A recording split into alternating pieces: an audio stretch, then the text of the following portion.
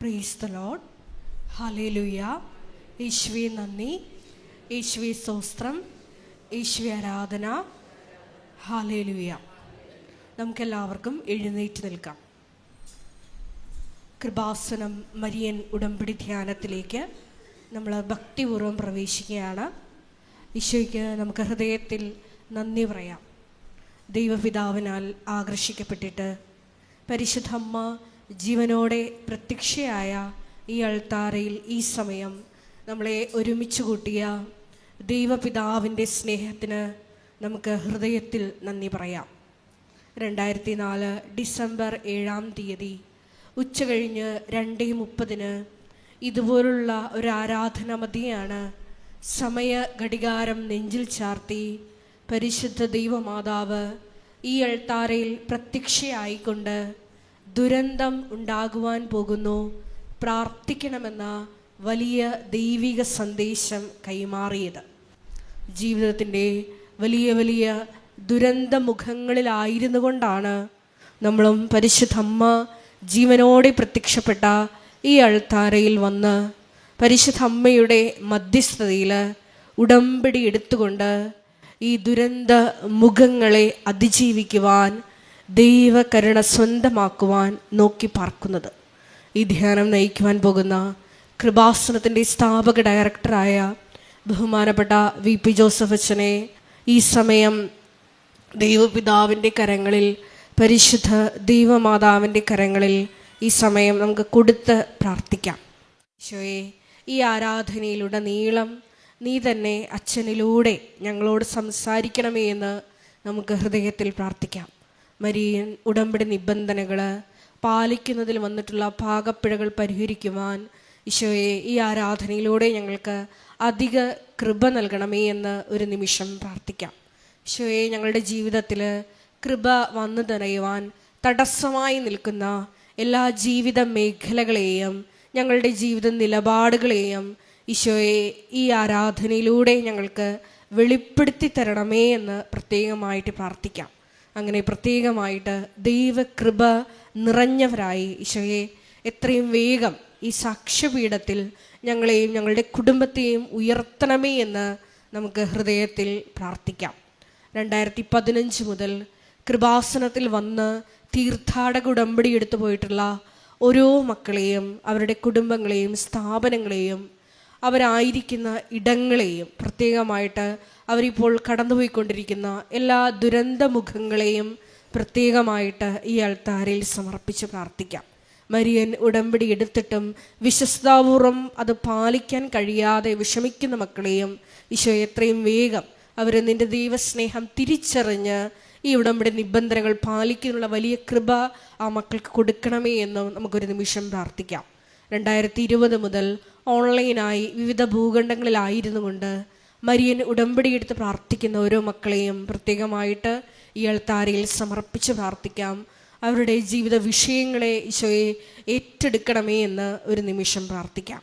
ഒപ്പം തന്നെ കൃപാസനത്തിൻ്റെ എല്ലാ ഓൺലൈൻ ശുശ്രൂഷകളിലൂടെയും നിയോഗങ്ങൾ സമർപ്പിക്കുന്ന മക്കളെയും, ഒപ്പം തന്നെ ഈ ഉടമ്പടി ആരാധന വിവിധങ്ങളായ സമയങ്ങളിൽ വിവിധങ്ങളായ സോഷ്യൽ മീഡിയ പ്ലാറ്റ്ഫോമുകളിലൂടെ പങ്കെടുത്ത് പ്രാർത്ഥിക്കുവാൻ പോകുന്ന മുഴുവൻ ദൈവമക്കളെയും ഈ അൾത്താരയിൽ സമർപ്പിച്ചുകൊണ്ട് പരിശുദ്ധ ദൈവമാതാവിൻ്റെ കരങ്ങളിൽ ഏൽപ്പിച്ചുകൊണ്ട് ദിവ്യകാരുണ്യനാഥനെ വരവേറ്റുകൊണ്ട് നമുക്ക് ഇരുകരങ്ങളെ ഉയർത്തി ഒരു നിമിഷം ശക്തമായി സ്തുതിക്കാം.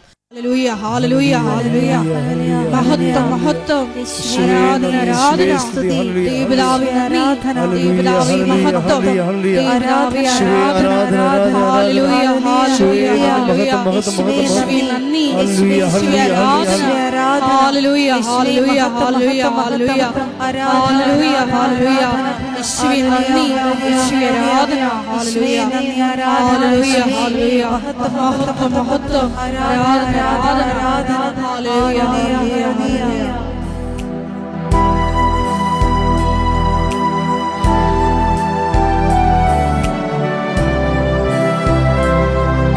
പരിശുദ്ധ പരമ ദിവ്യകാരുണ്യത്തിന് നേരവും ആരാധനയും സ്തുതിയും പുകഴ്ചയും ഉണ്ടായിരിക്കട്ടെ. പരിശുദ്ധ പരമ ദിവ്യ കാരുണ്യത്തിന് നേരവും ആരാധനയും സ്തുതിയും പുകഴ്ചയും ഉണ്ടായിരിക്കട്ടെ. പരിശുദ്ധ പരമ ദിവ്യ കാരുണ്യത്തിന് നേരവും ആരാധനയും സ്തുതിയും പുകഴ്ചയും ഉണ്ടായിരിക്കട്ടെ. ഈശോ ആയും നിമിഷമിതാ തിരുജീവൻ പകരും നിർമ്മല നിമിഷമിതാ.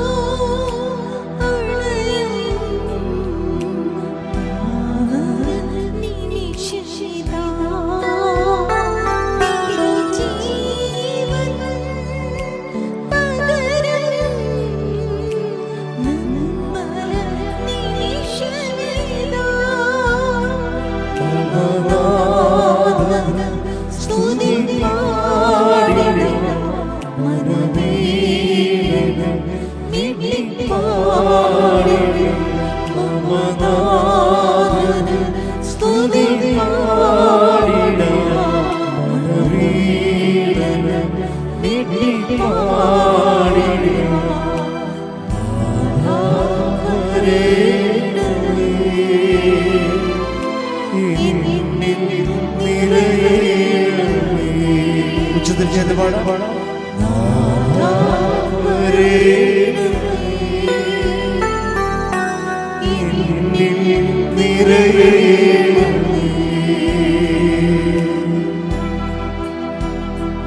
പരിശുദ്ധ പരമദിവ്യ കാരുണ്യത്തിന് ആരാധനയും സ്തുതിയും പുകഴ്ചയും ഉണ്ടായിരിക്കട്ടെ. പരിശുദ്ധ പരമദിവ്യ കാരുണ്യത്തിന് ആരാധനയും സ്തുതിയും പുകഴ്ചയും ഉണ്ടായിരിക്കട്ടെ. എൻ്റെ പ്രിയമുള്ളവരെ, ഉടമ്പടി ഇത്ര മനോഹരമായ രീതിയിൽ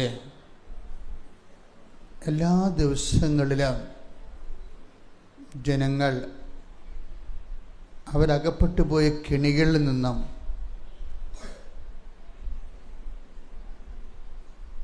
അവർ അകപ്പെട്ടു പോയ കുഴഞ്ഞ സീറ്റിൽ നിന്നും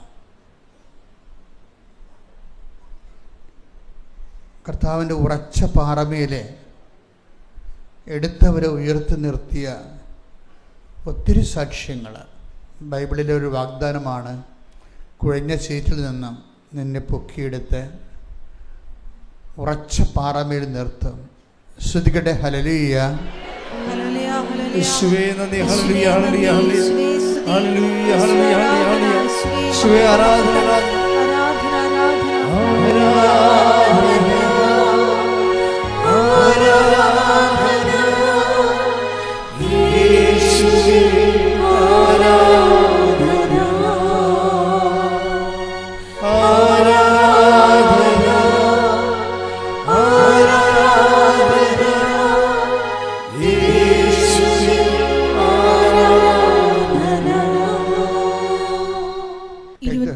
സങ്കീർത്തനം 5-ാം തിരുവചനം. സങ്കീർത്തനം 27:5.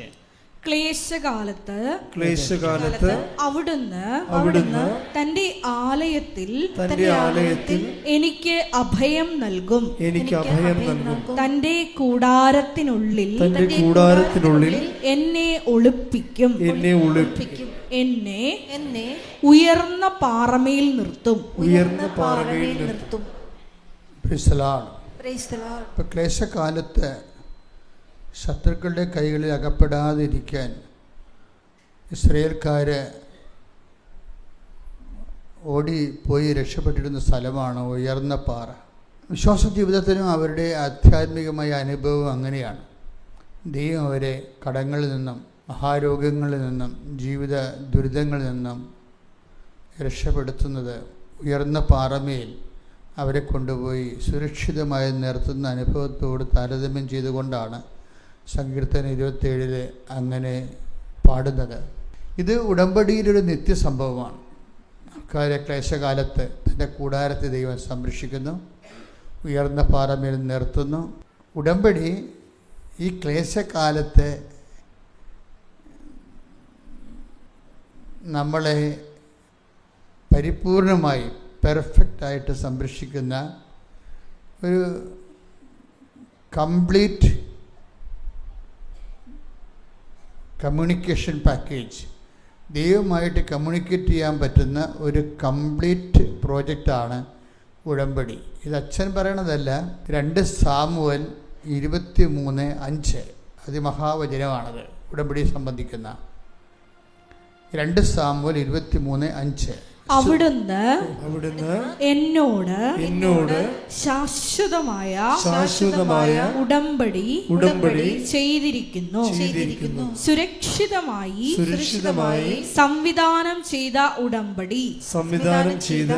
അവിടുന്ന് എന്റെ രക്ഷയും അഭിലാഷവും സാധിച്ചു തരും. അത് മനുഷ്യനിവിടെ 2 അടിസ്ഥാന കാര്യങ്ങളാണ് ഉള്ളത്. ഒന്ന് നിത്യരക്ഷ, രണ്ടാമത്തത് അനുദിന അഭിലാഷങ്ങൾ, അങ്ങനത്തെ ആവശ്യങ്ങൾ. 2 കാര്യങ്ങളെ നമുക്ക് നമ്മളുടെ മെയിൻ്റനൻസ് എവിടെയാണ് വരണത്? ഒന്ന് നമ്മുടെ അനുദിന ആവശ്യങ്ങൾ. അനുദിന ആവശ്യങ്ങളിൽ വീട്, ജോലി, വിവാഹം. ഞാൻ കഴിഞ്ഞ ദിവസങ്ങളിൽ സിംഗപ്പൂർ ധ്യാനിപ്പിക്കുകയായിരുന്നു. അപ്പോൾ അവരുടെ ഇൻറ്റൻഷൻസ് എല്ലാം അവിടെ PR-ൻ്റെ ഇൻറ്റൻഷൻസാണ് മെയിൻ ഇൻറ്റൻഷൻസ്. 30 കൊല്ലം അവിടെ താമസിക്കുന്ന മലയാളികൾക്കും പെർമനൻ്റ് റെസിഡൻസ് ഇല്ല. 30 കൊല്ലമായിട്ട് അവിടെ താമസിക്കുന്നവർക്കും പെർമനൻ്റ് റെസിഡൻസ് ഇല്ല. സ്ഥിരമായ ഒരു അവിടുത്തെ സിറ്റിസണിൻ്റെ, അവിടെ ആൾക്കാരെ 3ആയിട്ട് തിരിച്ചിരിക്കുക. സിറ്റിസൺ എന്ന് വെച്ചാൽ പൗരന്മാർ, പിന്നെ PR ഉള്ളവർ, പെർമനൻ്റ് റെസിഡൻസ് ഉള്ളവർ, പിന്നെ ഈ ന്യൂ കമേഴ്സായിട്ടുള്ളവർ. അവർ ശരിക്കും പറഞ്ഞാൽ ഫോറിനേഴ്സായിട്ടാണ് അവർ കൂട്ടണത്. അപ്പോൾ എന്താ പ്രശ്നം എന്ന് വെച്ച് കഴിഞ്ഞാൽ, ഈ പുതിയ ആൾക്കാർക്ക് ചികിത്സാ ചെലവ് ഒരു രോഗത്തിന് 5000 രൂപ വന്നു കഴിഞ്ഞാൽ സിറ്റിസൺസിന് വെറും 500 രൂപയെ വരത്തുള്ളൂ. ഇതിങ്ങനെ എല്ലാത്തിലും ഉണ്ട്. എല്ലാ താരിഫിലും ഈ ജീവിതത്തിൻ്റെ ചെലവുകൾ. അപ്പോൾ ആദ്യമായിട്ട് ചെല്ലുന്നവർക്ക് ഏണിങ് ഉണ്ടാക്കാൻ വലിയ പാടാണ്. കുടുംബമായിട്ടൊക്കെ അവിടെ ജീവിക്കാൻ പാടാണ്. അല്ലെങ്കിൽ എല്ലാവർക്കും ജോലി ഉണ്ടാകണം. ഇപ്പോൾ നിങ്ങളിങ്ങനെ ചാടിക്കയറി ഇന്ത്യ വിട്ട് പോകുമ്പോൾ എപ്പോഴും ശ്രദ്ധിക്കേണ്ടത് അവരെല്ലാം സേഫാണെന്ന് നിങ്ങൾ ധരിക്കരുത്. അവർക്ക് വേണ്ടി പ്രാർത്ഥിക്കണമെന്നാണ് എനിക്ക് പറയാനുള്ളത്. കുറേ പേര് ഓക്കെയാണ്, പക്ഷേ എല്ലാവരും അതുപോലെ ഓക്കെ അല്ല.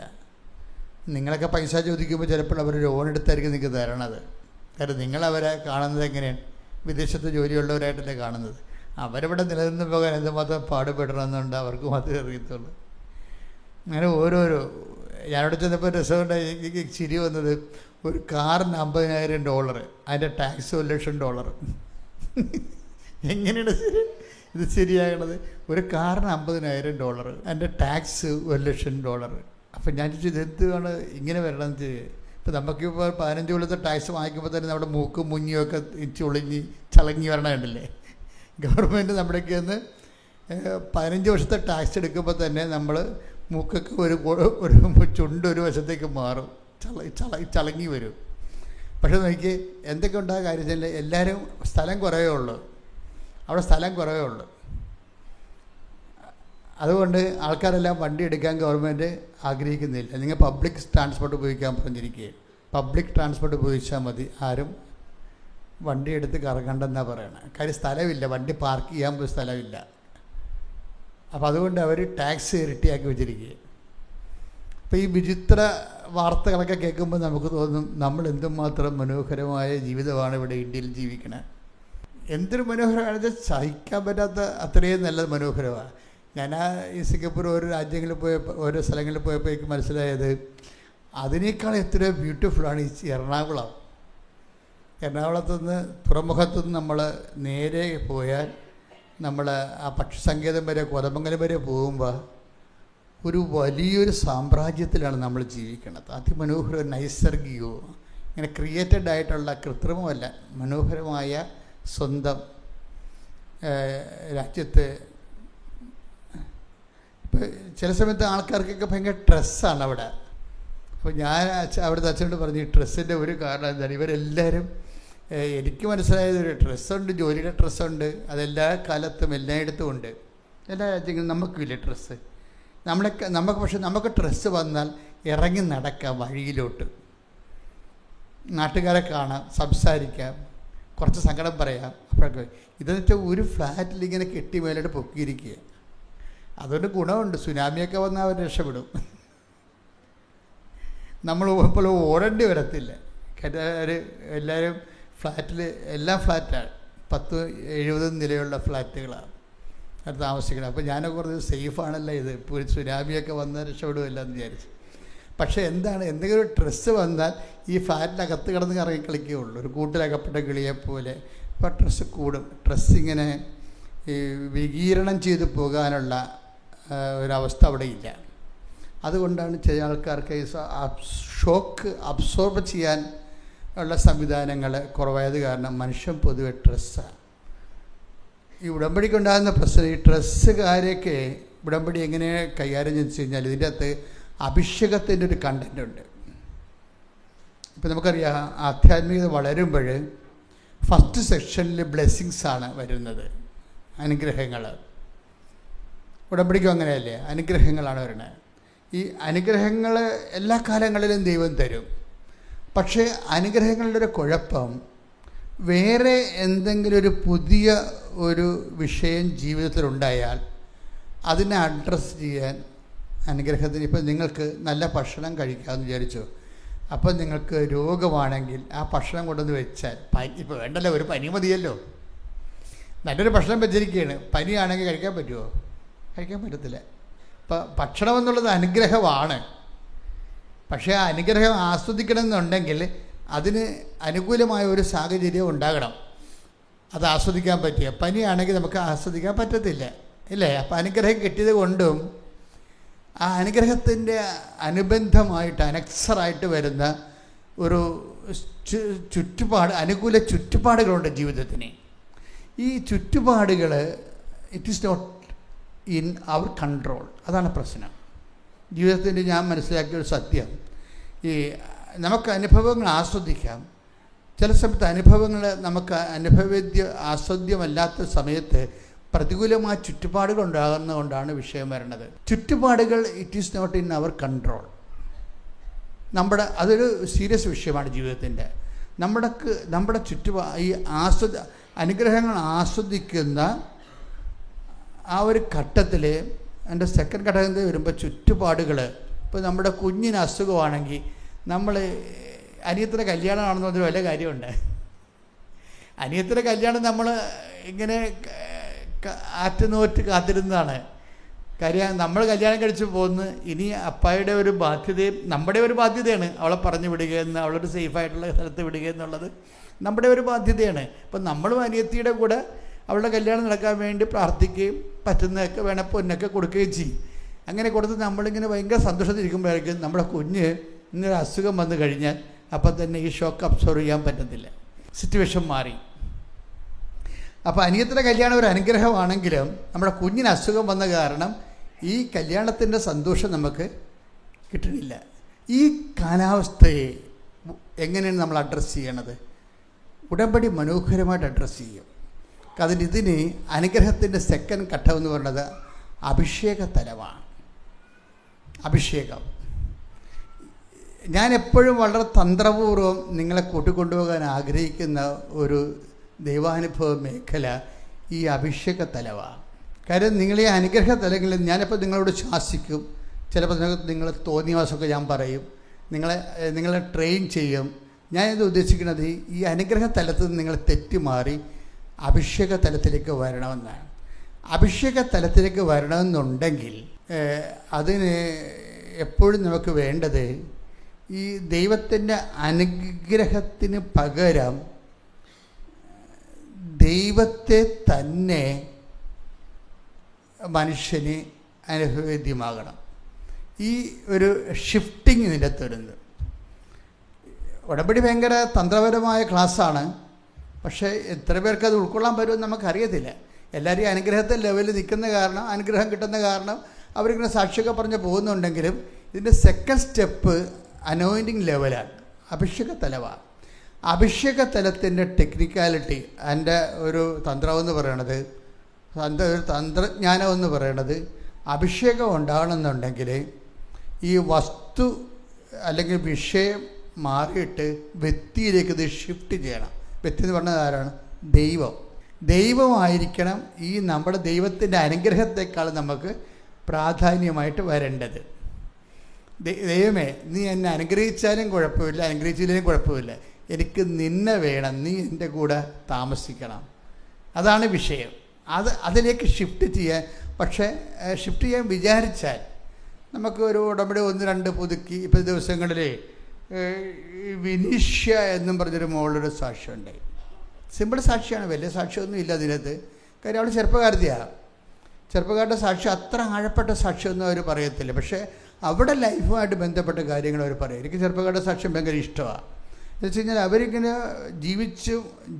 ഈ ജീവിതവും ലോകവുമായിട്ട് ഏറ്റുമുട്ടി പരിക്കേറ്റ വലിയ ദൈവാനുഭവത്തെക്കുറിച്ചൊന്നും അവർക്ക് അറിയത്തില്ലെങ്കിലും അവരുടെ എഡ്യൂക്കേഷൻ ലെവലിലെ കുറേ സാക്ഷ്യങ്ങൾ, പ്രൊഫഷണൽ ലെവലിലെ കുറേ സാക്ഷ്യങ്ങൾ പറയും. അത് യൂത്തിനത് ആവശ്യമാണ്. അതുകൊണ്ട് ഞാനത് ശ്രദ്ധിക്കും. വിനീഷ്യയുടെ സാക്ഷ്യം ഒന്ന്, വിനീഷ്യ ഒരു മാസ്റ്റർ ഡിഗ്രി എടുത്ത ആളാണ്. പുള്ളിയുടെ ആധ്യാത്മിക നിലവാരം പുള്ളി പറയുന്നുണ്ട്.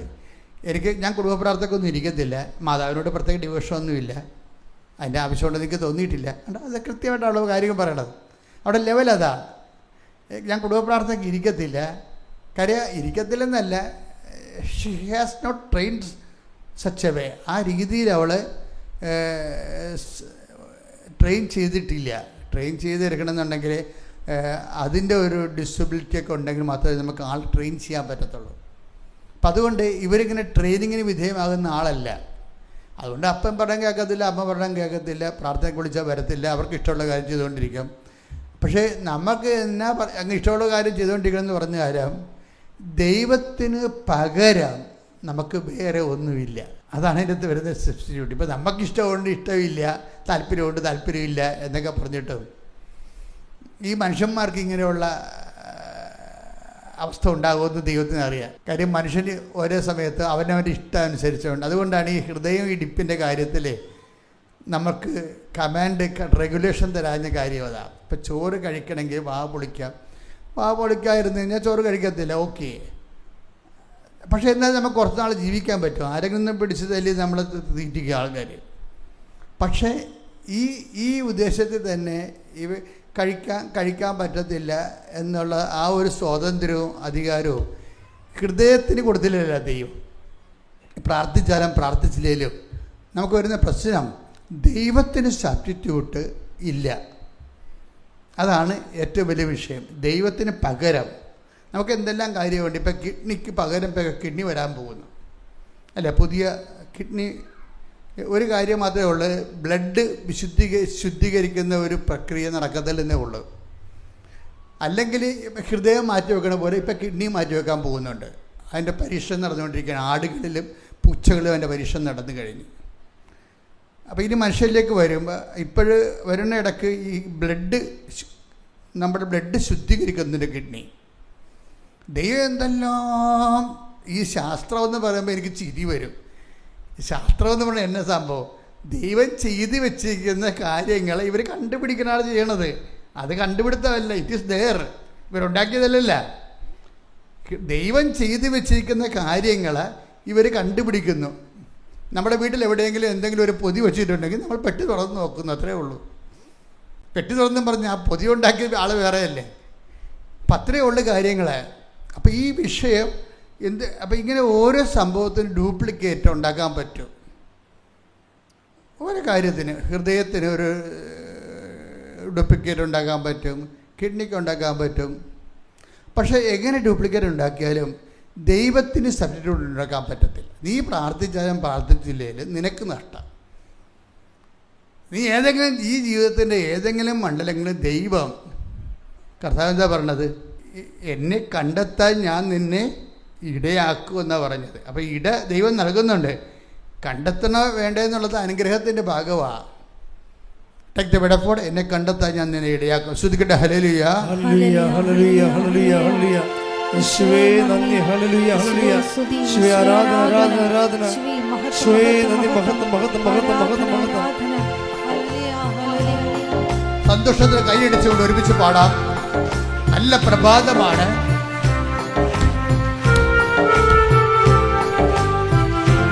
കർത്താവിന്റെ മഹത്വത്തിനായി ഒരുമിച്ച് പാടുക.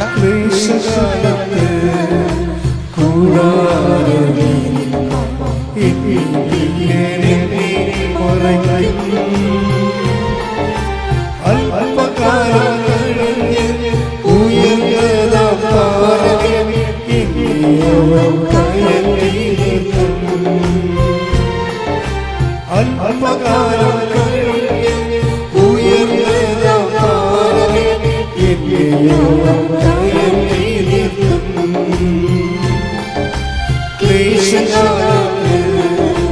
കൂടാതെ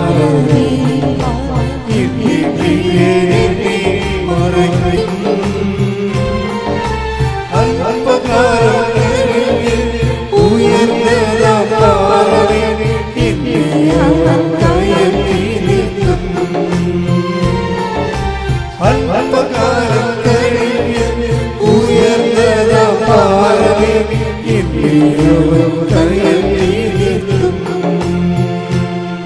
പരിശുദ്ധ പരമദിവ്യകാരുണ്യത്തിന് ജെറമിയ 29:14. മറന്നു പോരുന്ന വചനം ജെറമിയ 29:14. നിങ്ങൾ എന്നെ കണ്ടെത്താൻ ഞാൻ ഇടയാക്കുമെന്ന് കർത്താവ് അരുളി ചെയ്യുന്നു എന്ന് പറഞ്ഞേ, നിങ്ങൾ എന്നെ കണ്ടെത്താൻ ഞാൻ ഇടയാക്കുമെന്ന് കർത്താവ് അരുളി ചെയ്യുന്നു.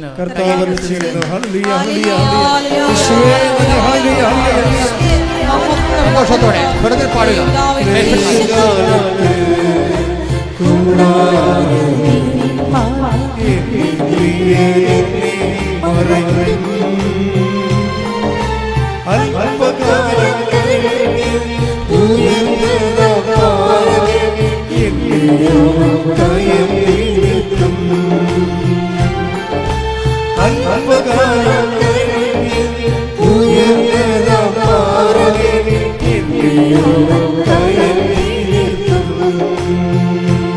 പരിശുദ്ധ പരമദിവ്യകാരുണ്യത്തിന് ആരാധനയും സ്തുതിയും പുകഴ്ചയും ഉണ്ടായിരിക്കട്ടെ. അപ്പൊ നമുക്ക് തരുന്ന ചില ഞെരുക്കങ്ങളില്ലേ, ഞെരുക്കങ്ങൾ. അപ്പം ഞെരുക്കങ്ങളാണെന്നല്ല നിങ്ങൾ പറയേണ്ടത്. ഇതാണ് വിഷയം. 29:14 വിഷയം. എന്താണ്? എന്നെ കണ്ടെത്താൻ ഞാൻ നിങ്ങളെ ഇടയാക്കും. അതാണ് വിഷയം. ദൈവത്തിൻ്റെ വ്യത്യസ്തങ്ങളായ, ഇപ്പം ഞാൻ ആദ്യം പറഞ്ഞു എൻ്റെ മക്കളെ, ദൈവാനുഭവത്തിൻ്റെ പ്രഥമ അനുഭവ തലമെന്ന് പറയുന്നത് ബ്ലെസ്സിങ്സ് ആണ്, അനുഗ്രഹമാണ്. That is only A physical favours. ഭൗതികമായ ആനുകൂല്യമാണ്. അതിൻ്റെ നേച്ചർ യൂസ് ആൻഡ് ത്രോ. കഴിഞ്ഞ കൊല്ലം കിട്ടിയ അനുഭവങ്ങൾ, അനുഗ്രഹങ്ങൾ ഇന്ന് ഓർക്കുന്നുണ്ടോ നമ്മൾ? ഇല്ല. ചിലത് ഓർക്കും, ചിലത് ഓർക്കത്തില്ല. അനുഗ്രഹങ്ങളുടെ ഒരു അവസ്ഥയാണ് അത്. ചില സമയത്ത് വിസ്മൃതമായി പോകും. നമ്മൾക്ക് കിട്ടിയ അനുഗ്രഹങ്ങൾ പോലും നമ്മൾ തന്നെ വിസ്മരിക്കും. അപ്പം അതുകൊണ്ട് എപ്പോഴും വിഷയം എന്ന് പറയുന്നത്, ഈ വിഷയത്തെക്കാൾ ഉപരി മക്കൾ വ്യക്തിയെ, ആ അനുഗ്രഹം തരുന്ന ദൈവത്തെ, ആ സെക്കൻഡ് സ്റ്റെപ്പിൽ, ആധ്യാത്മിക സെക്കൻഡ് സ്റ്റെപ്പിൽ ഈ വിഷയത്തെക്കാളുപരി, അനുഗ്രഹത്തെക്കാളുപരി ഈ വ്യക്തിയെ ഫോക്കസ് ചെയ്യണം. ആര്? കർത്താവ്, നീ തന്നെ ഞങ്ങളുടെ കൂടെ വരണം. അതാണ് വിഷയം.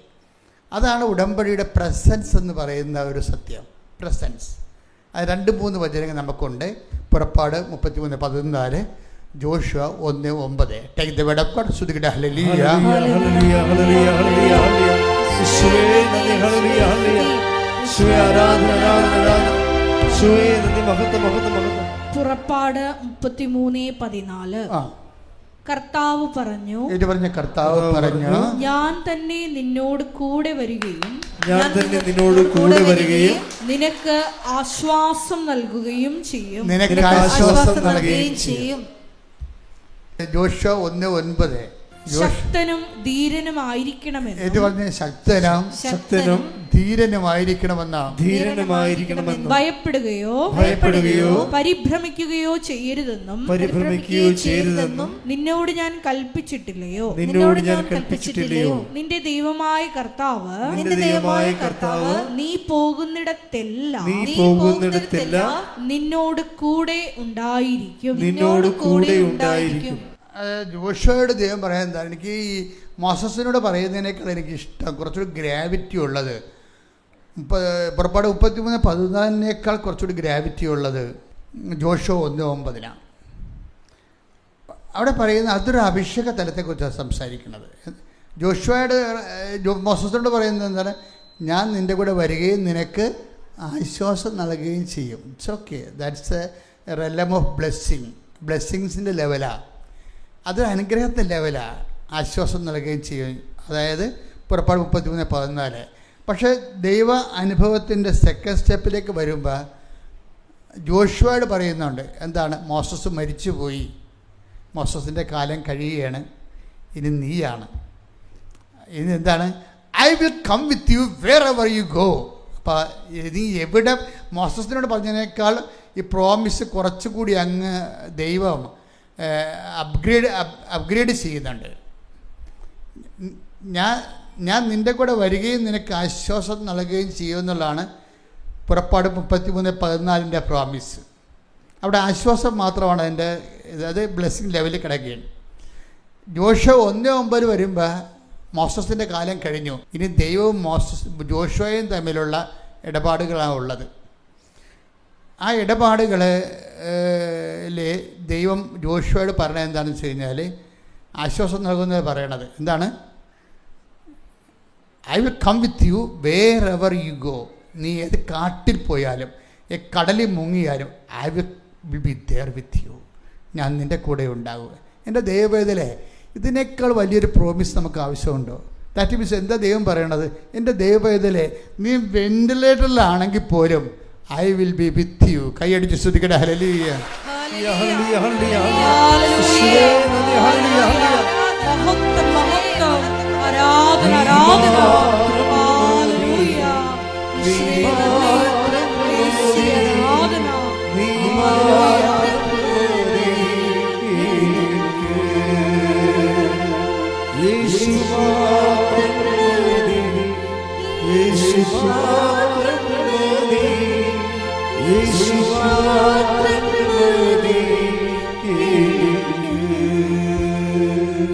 ഇവിടുത്തെ ഈ അപ്ഗ്രേഡ് ഷിഫ്റ്റിങ്ങും വളരെ സൂക്ഷ്മതയോടെ പരിശോധിക്കണം.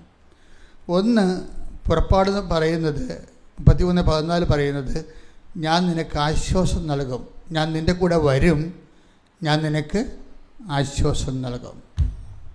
അതിനകത്ത് കുറച്ച് പരിമിതികളുണ്ട്. ആശ്വാസം എന്ന് പറയുന്നത് ബ്ലെസ്സിങ്സാണ്, കൺസോളേഷൻ.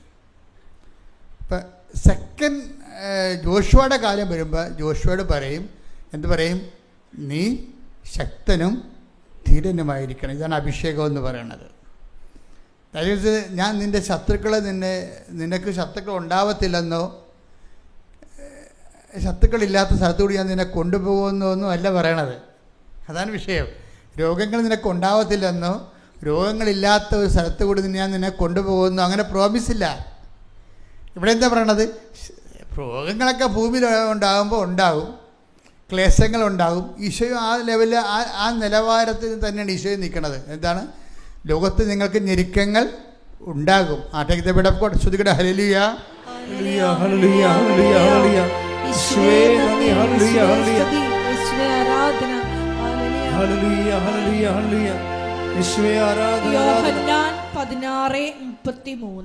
യോഹന്നാൻ 16:33 നിങ്ങൾ എന്നിൽ സമാധാനം കണ്ടെത്തേണ്ടതിനാണ്. എന്തൊരു ബ്യൂട്ടിഫുൾ ആണെന്ന് നോക്കിയേ. നിങ്ങൾ എൻ്റെ അനുഗ്രഹത്തിൽ സമാധാനം കണ്ടെത്താനല്ല പറയണത്. നിങ്ങൾ ഷിഫ്റ്റ് ചെയ്യുന്നുണ്ട്, ആൾ വ്യക്തിയിലേക്ക് ഷിഫ്റ്റ് ചെയ്യാനുണ്ട്. ഇപ്പം നിങ്ങൾക്ക് ജോലി എന്ന് പറഞ്ഞാൽ നിങ്ങൾ ജോലി വീട് വിവാഹം ജപ്റ്റ് മാറണം. നിങ്ങൾ എന്നിട്ട് ഈ വിഷയത്തിൽ നിന്ന് ഷിഫ്റ്റ് ചെയ്തിട്ട് എന്താ പറയണത്? നിങ്ങൾ എൻ്റെ അനുഗ്രഹത്തിലല്ല സമാധാനം കണ്ടെത്തേണ്ടത്, പിന്നെ എന്താണ്? നിങ്ങൾ എന്നിൽ സമാധാനം കണ്ടെത്തണം. കൈയടിച്ച് സ്തുതിക്കട്ടെ. ഹല്ലേലൂയ.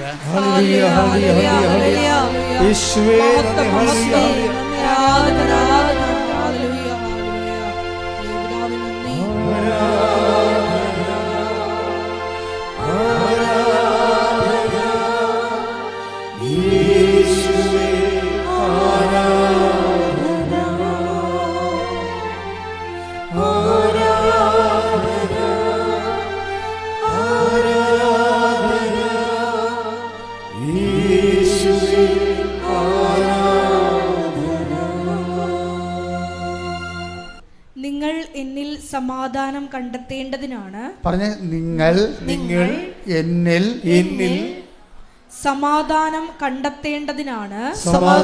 കണ്ടെത്തേണ്ടതിനാണ് ഞാനിത് നിങ്ങളോട് പറഞ്ഞത്. ലോകത്തിൽ നിങ്ങൾക്ക് ഞെരുക്കമുണ്ടാകും, എങ്കിലും ധൈര്യമായിരിക്കുവിൻ, ഞാൻ ലോകത്തെ കീഴടക്കിയിരിക്കുന്നു. ഇതാണ് ജോഷുവയോടും പറയണത്. എന്താണ്? ശക്തനും ധീരനുമായിരിക്കുക. ഇപ്പോഴും ഈശോയും പറഞ്ഞത് എന്താണ്? നിങ്ങൾ എന്നിൽ സമാധാനം കണ്ടെത്തണം. അതുകൊണ്ട് എന്ത് ചെയ്യണം? ധൈര്യമായിരിക്കാൻ പറയും. ഇതിനാണ് അഭിഷേകം എന്ന് പറയുന്നത്. അപ്പോൾ വിഷയങ്ങൾ നമ്മൾ അഭിമുഖീകരിക്കും. ഇപ്പോൾ നമ്മൾ പരീക്ഷ നമ്മൾ പിള്ളേരെല്ലാം പറയുന്നത്, കർത്താവേ ഇന്ന് ചില പിള്ളേർ തിരികെത്തിക്കത്തില്ലേ പണ്ടൊക്കെ, കണക്ക് സാർ വരാതിരിക്കാൻ വേണ്ടി, സർക്കസ് കണക്ക് സാറിന് വണ്ടി ഇടിക്കാൻ വേണ്ടി. ഞാൻ കത്തിച്ചില്ല കേട്ടാ. പിള്ളേരൊക്കെ പറഞ്ഞ കേൾക്കാം, ദൈവമേ ആ കണക്ക് സാറിനെ വണ്ടി ഇടിച്ചാൽ മതിയായിരുന്നു. എന്തിനാണ്? ഡിക്റ്റേഷന് കേട്ടെഴുത്തുണ്ട്, വന്നാൽ തെറ്റിക്കഴിഞ്ഞാൽ അയാൾ പണ്ട് ചൂരൽ പ്രയോഗം നടത്തും. അതിനു വേണ്ടിയാണ്. അപ്പം പക്ഷേ കണക്ക് സാറിനെ വണ്ടി ഇടിച്ചിട്ട് സമാധാനം കണ്ടെത്താനൊന്നും പറ്റത്തില്ല. നമ്മൾ എഴുതേണ്ട പരീക്ഷ നമ്മൾ തന്നെ എഴുതണം. അതാണ് വിഷയം. നമ്മൾ എഴുതേണ്ട പരീക്ഷ, നമുക്ക് വേറെ ഓപ്ഷൻ ഇല്ലേ? ഈ ഭൂമിയിൽ എല്ലാവരും തന്നെ, ഞാൻ ഏറ്റവും ഓർക്ക് പാമ്പുകളും പക്ഷികളും എല്ലാം ഇവിടെ സമാധാനമായിട്ടല്ല ജീവിക്കണത്. എല്ലാം ഇങ്ങനെ പ്രിഡേറ്റർമാരുടെ പുറകെ നടക്കുന്ന വേട്ടക്കാർ. പക്ഷികൾ തന്നെ എന്തൊരു വേട്ടക്കാരാണ്. നമ്മുടെ കോഴിക്കുഞ്ഞിനൊക്കെ ആന റാഞ്ചി വന്ന് എടുത്തിട്ട് പോകണം കണ്ടിട്ടില്ലേ? വേട്ടക്കാരുടെ. അപ്പോൾ ഈ കോഴികളും കോഴിക്കുഞ്ഞുങ്ങളും എല്ലാം ഏതെങ്കിലും സമയത്ത് റാഞ്ചപ്പെടുമെന്നുള്ള പേടി അതുങ്ങൾക്ക് ഉണ്ട്. പക്ഷെ അതുങ്ങൾക്ക് ഒരു ഗുണമുണ്ട്, അധികം ബുദ്ധി കൊടുത്തിട്ടില്ല ദൈവം. നമ്മുടെ പ്രശ്നം എന്താ? നമ്മൾ ടെൻഷൻ അടിക്കുന്ന കാര്യം, നമുക്ക് കാര്യങ്ങൾ അറിയാം, മറ്റൊരു കാര്യം അറിയാൻ പാടില്ല. ചുമ്മാ വിളക്ക് തിരിച്ചോട്ടിക്കുന്ന സമയത്ത് റാഞ്ചിക്കൊണ്ട് പോകും. അധികം ടെൻഷനില്ല നിങ്ങൾക്ക്. എന്നാലും ഒരു ചെറിയ പേടി അതുങ്ങൾക്കുണ്ട്. നിലനിൽപ്പ് ഒരു ഭയം തന്നെയാണ് ഇവിടെ. ജീവജാലങ്ങളാണ്. വളരുമ്പോൾ വളർച്ചയുടെ പ്രശ്നങ്ങളുണ്ട്. ആ വളരണം എന്ന് പറയുമ്പോൾ വളർച്ചയുടെ പ്രശ്നങ്ങളെ മാറ്റാൻ പറ്റത്തില്ല. പിന്നെന്ത് ചെയ്യും? ഈശോ പറയും, ലോകത്ത് നിങ്ങൾക്ക് ഞെരുക്കങ്ങൾ ഉണ്ടാകും. പിന്നെന്ത് ചെയ്യണം? എങ്കിലും ധൈര്യമായിരിക്കണം. കാര്യം എന്താണ്? നിങ്ങൾ എന്നിൽ സമാധാനം കണ്ടെത്തണം. കാര്യം എന്താണ്? ഞാൻ ഈ തീക്കടൽ നീന്തിയ ആളാണ്. അപ്പം നിങ്ങൾ തീക്കടൽ നീന്തിയ ആളെ കൊണ്ട് നിങ്ങളെക്കൊണ്ട് ഞാൻ ചെറിയ തോടൊക്കെ നീന്തിക്കും. കാര്യം എന്താണ്? ഞാൻ തീക്കടൽ. എന്ത് രസമായിട്ട് ഈശോ പറയണത്! ഒരു വിഷയം ഈശോയുടെ കൂടെ തരണം ചെയ്യാൻ നിങ്ങളെ പ്രാപ്തമാക്കിയാണ് ഈ ഉടമ്പടി ചെയ്തുകൊണ്ടിരിക്കുന്നത്. ശ്രദ്ധിക്കട്ടെ. ഹല്ലേലൂയ, ഹല്ലേലൂയ, ഹല്ലേലൂയ, ഹല്ലേലൂയ, ഹല്ലേലൂയ.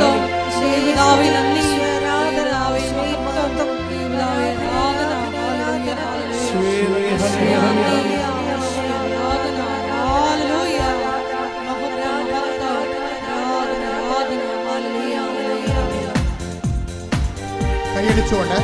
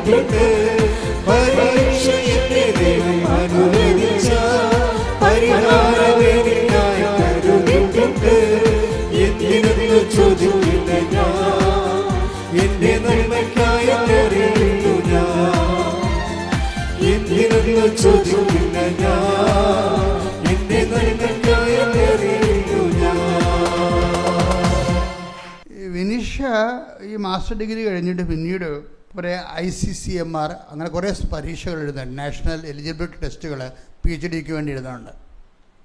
ഇവളുടെ പ്രശ്നം എന്ന് വെച്ച് കഴിഞ്ഞാൽ ഇവളെ മാസ്റ്റർ ഡിഗ്രി കഴിഞ്ഞിട്ട് പിന്നീട് PhD എടുക്കണം. അതൊരു പ്രോസസ്സിങ്ങാണ്. അതിന് പിന്നെ വല്ല അസിസ്റ്റൻ്റ് പ്രൊഫസറോ വല്ലതൊക്കെ ആയിട്ട് കയറാൻ പറ്റുമായിരിക്കും.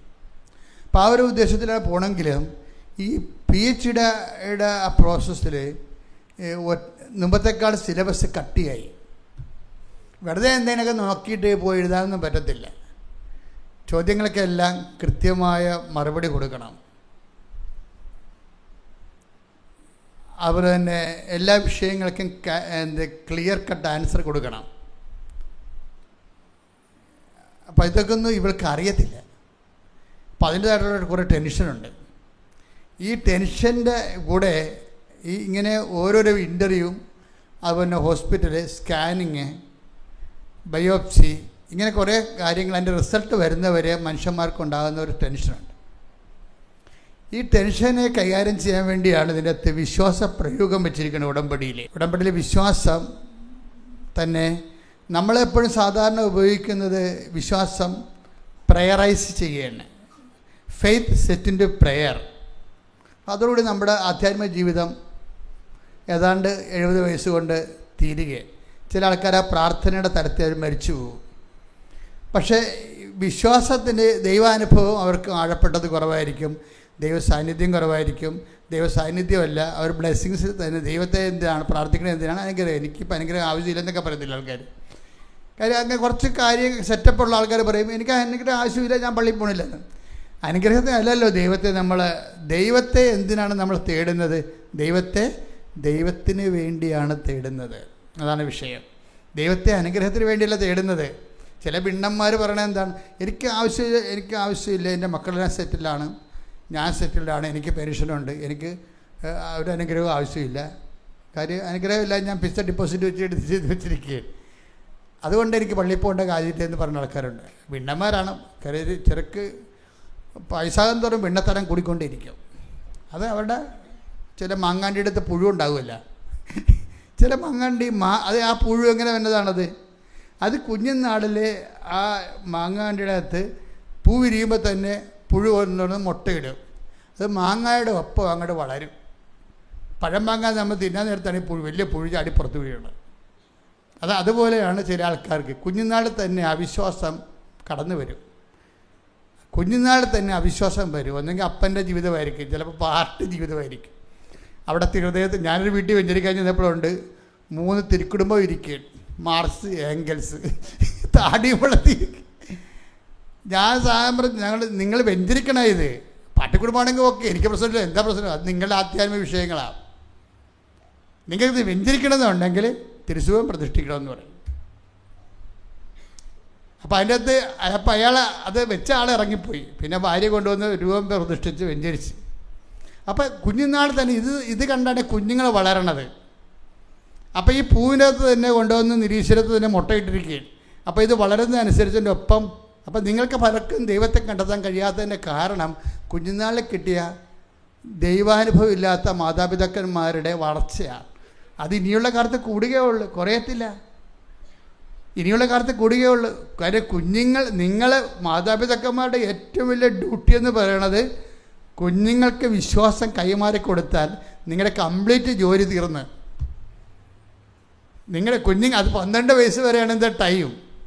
12 വയസ്സ്, 13 വയസ്സല്ല, 12 വയസ്സ് കുഞ്ഞുങ്ങൾക്ക് വിശ്വാസം നിങ്ങൾ കൈമാറി കൊടുത്താൽ, ഞാൻ എപ്പോഴും എൻ്റെ ജീവിതത്തിൽ കണ്ടിട്ടുള്ള കാഴ്ചയാണ്. അതായത് എൻ്റെ അപ്പൻ ഞങ്ങൾക്ക് അന്നുണ്ടായിരുന്ന 1 ഏക്കർ സ്ഥലത്ത് അപ്പനിങ്ങനെ എല്ലാ സമയത്തും കർഷകപ്പണിയാണ്, നിറച്ച് വാഴയും കാച്ചിലും ചേമ്പും ഒക്കെയാണ് വിട്ടിരിക്കുന്നത്. അപ്പൻ ഒരിക്കലും അപ്പനെ കാണുമ്പോഴെപ്പോഴും മുണ്ട് കൊടുത്ത് കത്തി പിടിച്ചിരിക്കണം കാണാം. അത് എപ്പോഴും ഇങ്ങനെ തിച്ചിക്കുകയും ചെയ്യുകയും തടവെടുത്തും മണ്ണിട്ടും വെള്ളമിട്ടും വാരി വെച്ച് ഇതിൻ്റെ കൂടെ തന്നെയാണ് ഇപ്പം എൻ്റെ നല്ല ഓർമ്മയുള്ള സമയത്തൊക്കെ. പക്ഷെ ചില സമയത്ത് അപ്പം 12 തിരി കത്തിക്കും 12 മണിക്ക്. അപ്പം 12 തിരി ഉച്ച 12 മണിക്ക് 12 തിരി കത്തിക്കുന്ന ഇടയിൽ 12 മണിക്ക് എന്നിട്ട് അപ്പനെയും ഒറ്റ മുണ്ട് കൊടുത്ത് വേർത്തൊലിച്ച് കൈയും പിടിച്ചിരിക്കണേ കാണാം. എന്നിട്ട് അപ്പം വന്നിരുന്നിട്ട് കുറേ സമയം ഇരുന്നിട്ട് പ്രാർത്ഥിക്കണേ കാണാം. എന്നിട്ട് രാത്രി ആകുമ്പോൾ അമ്മയോടും അച്ഛനോടും ഞങ്ങളുടെ പിള്ളേരൊക്കെ ഇരിക്കുമ്പോൾ ആ വീട്ടിലെ കഥ പറയും. ഓരോ വിഷയം വരുമ്പോൾ, ഒരു എക്സ്ട്രാ വിഷയം വരുമ്പോൾ, ഇപ്പോൾ ജീവിതത്തിൻ്റെ ലോഡ് തന്നെത്താൻ എടുക്കാൻ പറ്റാതെ വരുമ്പോഴാണ് ഈ 12 തിരി കത്തിക്കണത്. എന്നിട്ട് 12 മണിക്ക് വേർത്തൊലിച്ച് മുട്ട നിൽക്കുന്നത് പ്രാർത്ഥിക്കണത്. അപ്പോൾ എക്സ്ട്രാ ഡ്യൂട്ടി വരുമ്പോൾ അപ്പം ചെയ്യണ പരിപാടിയാണത്. അപ്പോൾ ഇത് കണ്ടാണ് ഞാൻ വളർന്നത്. എന്നിട്ട് അപ്പൻ അതിനെ അതിജീവിക്കണ ഞാൻ കണ്ടിട്ടുണ്ട്. അപ്പനങ്ങനെ ആരോടും സംസാരിക്കുകയോ കൂടുതൽ സംസാരിക്കുകയോ ചെയ്യും. എപ്പോഴും ജോലിയും കുടുംബങ്ങളൊക്കെ ആയിട്ട് നടക്കുന്ന ആളാണ്. പക്ഷേ അപ്പൻ സംസാരിക്കണം, ഈശോയോട് സംസാരിക്കുക. അമ്മയുമായിട്ട് അപ്പന് നല്ല ബന്ധമാണ്. അപ്പന് പറയാൻ ആളുണ്ട്, കേൾക്കാനും ആളുണ്ട്. അതാണ് വിഷയം. അപ്പനും ദൈവമായിട്ടുള്ള ബന്ധമുള്ളത് കൊണ്ട് അപ്പന് പറയാൻ ആളുണ്ട്. എന്താണ്? അപ്പന് കേൾക്കാനും ആളുണ്ട്. കാര്യം അത് നിസ്സാര ബന്ധമല്ല. ഹൈദരാബാദിൽ നിന്ന് പോരുമ്പോൾ അപ്പൻ ആപ്പടെ വീട്ടിൽ കൊണ്ടുവന്നത് ഒരു ഈ 2ാം ലോകമഹായുദ്ധം കഴിഞ്ഞിട്ട് ഒരു സ്റ്റോർ കീപ്പറായിരുന്നു. ജോലിയില്ലാഞ്ഞ കാലത്ത്, അന്നത്തെ 10ാം ക്ലാസ്സാണ്. ഒരു സ്റ്റോർ കീപ്പർ ജോലി കിട്ടി. അത് കഴിഞ്ഞപ്പോൾ യുദ്ധം കഴിഞ്ഞപ്പോൾ സ്റ്റോർ അടച്ച്. അപ്പൻ ജോലിയില്ലാതെ വീട്ടിൽ വരുമ്പോൾ കൊണ്ടുവരുന്ന ലൂർദ് മാതാവിൻ്റെ രൂപമാണ്. ഞാൻ എപ്പോഴും നിങ്ങളോട് പറയാറുണ്ട്, ലൂർദ് മാതാവിനെക്കുറിച്ച് പറയാറുണ്ട്. അപ്പം ഞാൻ ഈ പ്രാവശ്യം ലൂർദിൽ ധ്യാനിപ്പിക്കാൻ വേണ്ടി അമ്മ എന്നെ വിളിച്ചു ഫ്രാൻസിൽ. ഞാൻ ധ്യാനിപ്പിക്കാൻ പോയപ്പോൾ അവിടുന്ന് അപ്പൻ ചെയ്തത് തന്നെ ഞാൻ ചെയ്തത്. അപ്പൻ്റെ രൂപം അപ്പൻ്റെ കാലത്ത് തന്നെ പൊട്ടിപ്പോയായിരുന്നു. അന്ന് അപ്പം മരിക്കുകയും ചെയ്തു. പിറ്റേ ദിവസം അപ്പം മരിക്കുകയും ചെയ്തു. അപ്പോൾ ആ രൂപം വീട്ടിലില്ല. ഞാൻ വീട്ടിൽ പോയി, വീട് എല്ലാവരും മരിച്ച് തീർന്നു കഴിഞ്ഞപ്പോൾ ഞാൻ മാത്രമായി, പെങ്ങൾ മാത്രമായപ്പോൾ ഞാൻ ഒറ്റയ്ക്ക് വീട്ടിൽ പോയി ഒരു JCB എടുത്ത് എൻ്റെ പറമ്പ് മൊത്തം കളപ്പിച്ചു. ലൂർദ് മാതാവിൻ്റെ പൊട്ടി രൂപം കണ്ടെത്താൻ വേണ്ടി. എത്ര രൂപ മുടക്കി? അന്ന് കുടുംബത്തിൽ വെച്ച് എൻ്റെ കുഞ്ഞുനാളിൽ പ്രാർത്ഥിച്ച ആ രൂപം കണ്ടെത്താൻ വേണ്ടി ഒരു JCB എടുത്ത് 3 ദിവസം വീട് മുഴുവൻ ആ പറമ്പ് മുഴുവൻ കിളപ്പിച്ച് ആ രൂപം കണ്ടെത്താൻ വേണ്ടി. കിട്ടിയില്ല. ഞാൻ അവസാനം ലൂർദിൽ പോയി ധ്യാനിപ്പിച്ചപ്പോൾ, ധ്യാനം കഴിഞ്ഞപ്പോൾ ഞാൻ പറഞ്ഞു, വീട്ടിലൊരു രൂപം ഉണ്ടായിരുന്നു, അത് എവിടെന്നെങ്കിലും വാങ്ങിക്കണം, ലൂർദിൽ വന്നിരിക്കണത് അതിന് വേണ്ടിയാണെന്ന് പറഞ്ഞു. ഞാൻ പിന്നെ അവിടെ പോയി, സിസ്റ്റർ എന്നെ ഒരു സ്ഥലത്ത് കൊണ്ടുപോയി, ഷീബ സിസ്റ്റർ എന്നെ ഒരു സ്ഥലത്ത് കൊണ്ടുപോയി. അപ്പോൾ $25 ഒരു രൂപം വാങ്ങിച്ച്. അപ്പോൾ വീട്ടിൽ പണ്ടുണ്ടായിരുന്ന അതേ രൂപം അതിന്. അപ്പോൾ എന്താ പ്രശ്നത്തിൽ നമ്മൾക്കിതൊക്കെ സീരിയസാണ് വിഷയം. ഇതൊക്കെ ഒരു അനുഷ്ഠാനം പോലെ ചെയ്യുകയല്ല, ഇത് ജീവിതത്തിൻ്റെ അടിസ്ഥാനം പോലെ ചെയ്യുകയാണ്. അനുഷ്ഠാനവും അടിസ്ഥാനവും തമ്മിൽ വ്യത്യാസമുണ്ട്. ദൈവത്തിന് തോന്നണം. അതാണ് ഞാൻ പറഞ്ഞത്, അപ്പന് പറയാൻ ആളുണ്ടായിരുന്നു, അപ്പന് കേൾക്കാനും ആളുണ്ടായിരുന്നു. അത് ആണ് സീരിയസ് വിഷയമാണ്. നമ്മൾ ദൈവമായിട്ട് ഇങ്ങനെ ജീവിക്കുമ്പോൾ വിനീഷയുടെ സാക്ഷ്യം എന്താ? വിനീഷ പറയണത്, ഞാൻ എൻ്റെ കൂട്ടുകാരത്തിൽ പറഞ്ഞ് ഉടമ്പടി എടുത്ത്. അപ്പോൾ ഞാൻ ആ ക്ലാസ്സൊക്കെ കേട്ട് ആ ഉടമ്പടിയെ കുറച്ച് നിറച്ച വസ്തുക്കളൊക്കെ കിട്ടി, ഉടമ്പടി ചെയ്തു. ഞാനതൊക്കെ പാലിക്കുന്നുണ്ട്. പക്ഷേ എൻ്റെ ഉള്ളിൽ തട്ടണില്ല ഈ വിഷയങ്ങളൊന്നും. കാര്യം ഞാനിങ്ങനെ അവിടെ ക്ലാസ് കേട്ടനുസരിച്ച് ആ യാന്ത്രികമായിട്ട് ചെയ്തു പോകുകയാണല്ലോ. എനിക്കാണെങ്കിൽ ടെൻഷനൊന്നും മാറണമില്ല, എന്ത് ചെയ്യണമെന്ന് അറിയാനും പാടില്ല. ടെസ്റ്റുകൾ പലതും എഴുതുന്നുണ്ട്, പല എലിജിബിലിറ്റി ടെസ്റ്റും PhDക്ക് വേണ്ടി എഴുതുന്നുണ്ട്, എഴുതണമെല്ലാം പൊട്ടണുണ്ട്. ഞാൻ ആ പട ലെഫ്റ്റ് ഇൻ ദി എയറാണ്. അവസാനം ഞാൻ ഉടമ്പടി തന്നെത്താൻ പുതുക്കിയപ്പോഴാണ് എനിക്കൊരു ഐഡിയ കിട്ടിയത് ഉടമ്പടിയെക്കുറിച്ച്. അപ്പോൾ ഞാൻ പിന്നെ ഉടമ്പടി പുതുക്കിയതിന് ശേഷം കുറച്ചുകൂടി സീരിയസ് ആയിട്ട് ഉടമ്പടി ചെയ്യാൻ തുടങ്ങി. അപ്പോഴെനിക്ക് സീരിയസ് ആയിട്ട് ഉടമ്പടി ചെയ്യാൻ തുടങ്ങി. അപ്പോൾ ഞാൻ എപ്പോഴും നിങ്ങളോട് പറയത്തില്ലേ, if you are serious God will be sincere എന്ന് പറയത്തില്ലേ. അതിൻ്റെ കാരണം എന്ന് വെച്ചാൽ നമ്മൾ പലപ്പോഴും ഉടമ്പടി എടുക്കുന്ന സമയത്ത് ചില ആൾക്കാർക്ക് ഉടമ്പടി ചിലർക്ക് ഒരു പകുതി പേർക്ക് ഉടമ്പടി ഫലപ്രദമാകത്തില്ല. എന്താ കാര്യം? അവരതിൻ്റെ അകത്ത് ഇൻവെസ്റ്റ്മെൻ്റ് ഇല്ല. അവർ എടുത്തെന്ന് മാത്രമേ ഉള്ളൂ, ഇൻവെസ്റ്റ്മെൻ്റ് ഇല്ല. പുതുക്കി കഴിയുമ്പോൾ അവർ സ്വന്തമായിട്ട് ഇത് ഏറ്റെടുത്ത് സ്വന്തമായിട്ട് അതിനകത്ത് ഇൻവെസ്റ്റ് ചെയ്യുകയാണ്. അപ്പോൾ അത് സീരിയസ് ആയി അവർ. അപ്പോഴുടനെ ഇവൾക്ക് ടെസ്റ്റുകളൊക്കെ വരാൻ തുടങ്ങി. നീ പോകേണ്ട വഴി നിൻ്റെ മുഖത്ത് നോക്കി ഞാൻ നിന്നെ ഉപദേശിക്കുന്നുള്ള വാഗ്ദാനമല്ലേ. അപ്പോൾ ദൈവം അത് പാലിക്കും. നമുക്ക് എന്ത് ജോലി ചെയ്യണം, എവിടെ പോയി രാജ്യത്ത് വർക്ക് ചെയ്യണം, എന്ത് ബിസിനസ് ചെയ്യണം, നമുക്കൊരു ഐഡിയയും ഇല്ലെങ്കിൽ നമ്മൾ ദൈവമായിട്ട് നല്ല ആഴമായൊരു ബന്ധത്തിലേക്ക് വന്നു കഴിഞ്ഞാൽ ദൈവം ഇങ്ങനെ ഐഡിയ തന്നുകൊണ്ടിരിക്കും, ക്ലിയർ ചെയ്യും നമ്മളെ.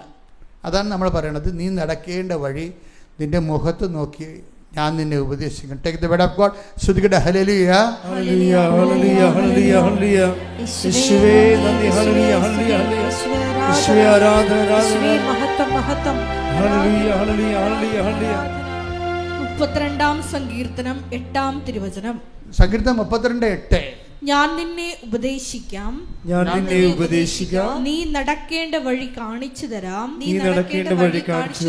ഞാൻ നിന്റെ മേൽ ദൃഷ്ടി ഉറപ്പിച്ച്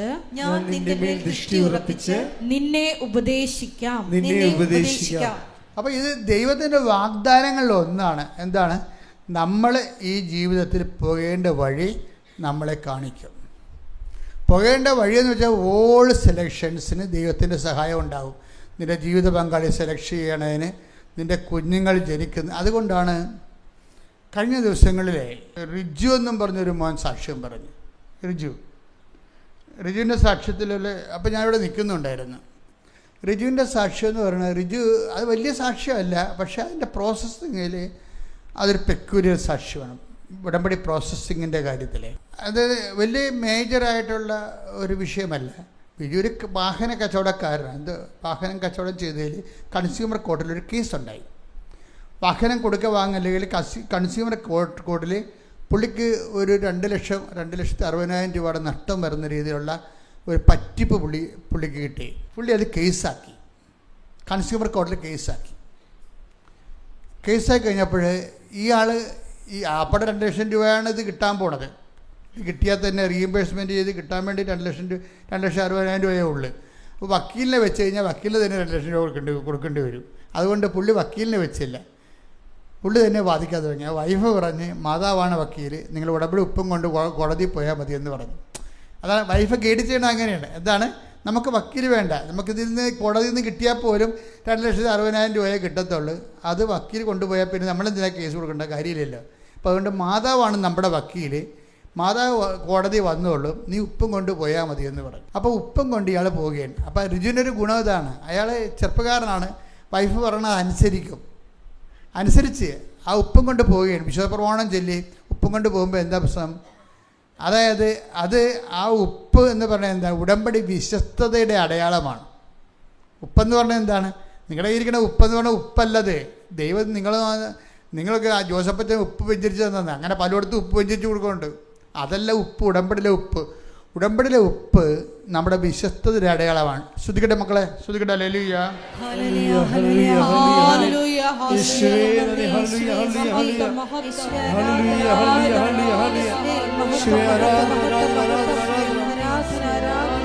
സംഖ്യാപുസ്തകം 18:19 എടുത്ത്, സംഖ്യ 18:19. ശ്രുതിക്കട്ടെ. ഹല്ലേലൂയ. ഇസ്രായേൽ ജനം കർത്താവിന് നിരാജനമായി സമർപ്പിക്കുന്ന വിശുദ്ധ കാഴ്ചകളെല്ലാം നിനക്കും പുത്രന്മാർക്കും പുത്രിമാർക്കും ശാശ്വത അവകാശമായി ഞാൻ നൽകുന്നു.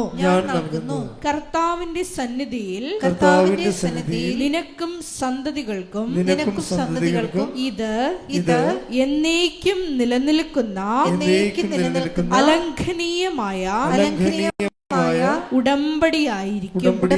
അപ്പോൾ ഉടമ്പടി ഉപ്പ് നീരാജെന്ന് വെച്ച് കഴിഞ്ഞാൽ ലവണ ഉടമ്പടി, ഉപ്പ് തളിച്ചതെന്ന് അർത്ഥം. അതിൻ്റെ അർത്ഥം ഉപ്പ് തളിച്ചതിൻ്റെ ഉദ്ദേശം എന്താണ്?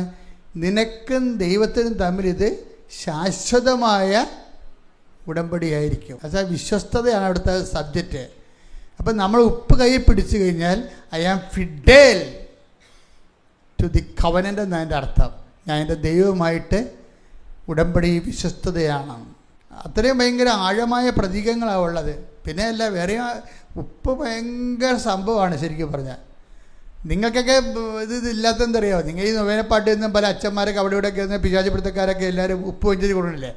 അതുപോലെ എന്തോ സംഭവമാണെന്ന് ഇത് വിചാരിക്കണേ. ദിസ് ഇസ് നോട്ട് ദൈ ടെക്കറ്റ്. ഇത് ഉടമ്പടിയുടെ ഘടകമാണ്, അവിഭാജ്യ ഘടകമാണ്. ഇതിൻ്റെ ഉദ്ദേശം എന്താണ്? ഇതിൻ്റെ ഉദ്ദേശം നമ്മളെടുത്തേ, അതായത് കർത്താവാണ് എൻ്റെ അവകാശം. ലേവ്യർ 2:13 എടുത്തേ. ലേവ്യർ 2:13. ലേവ്യർ 2:13.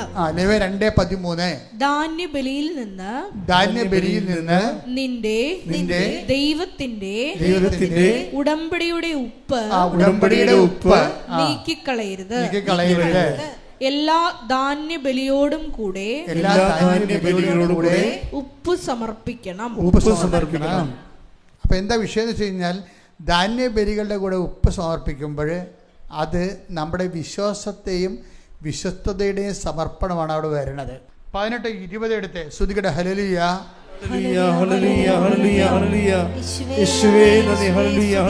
സംഖ്യ 18:20.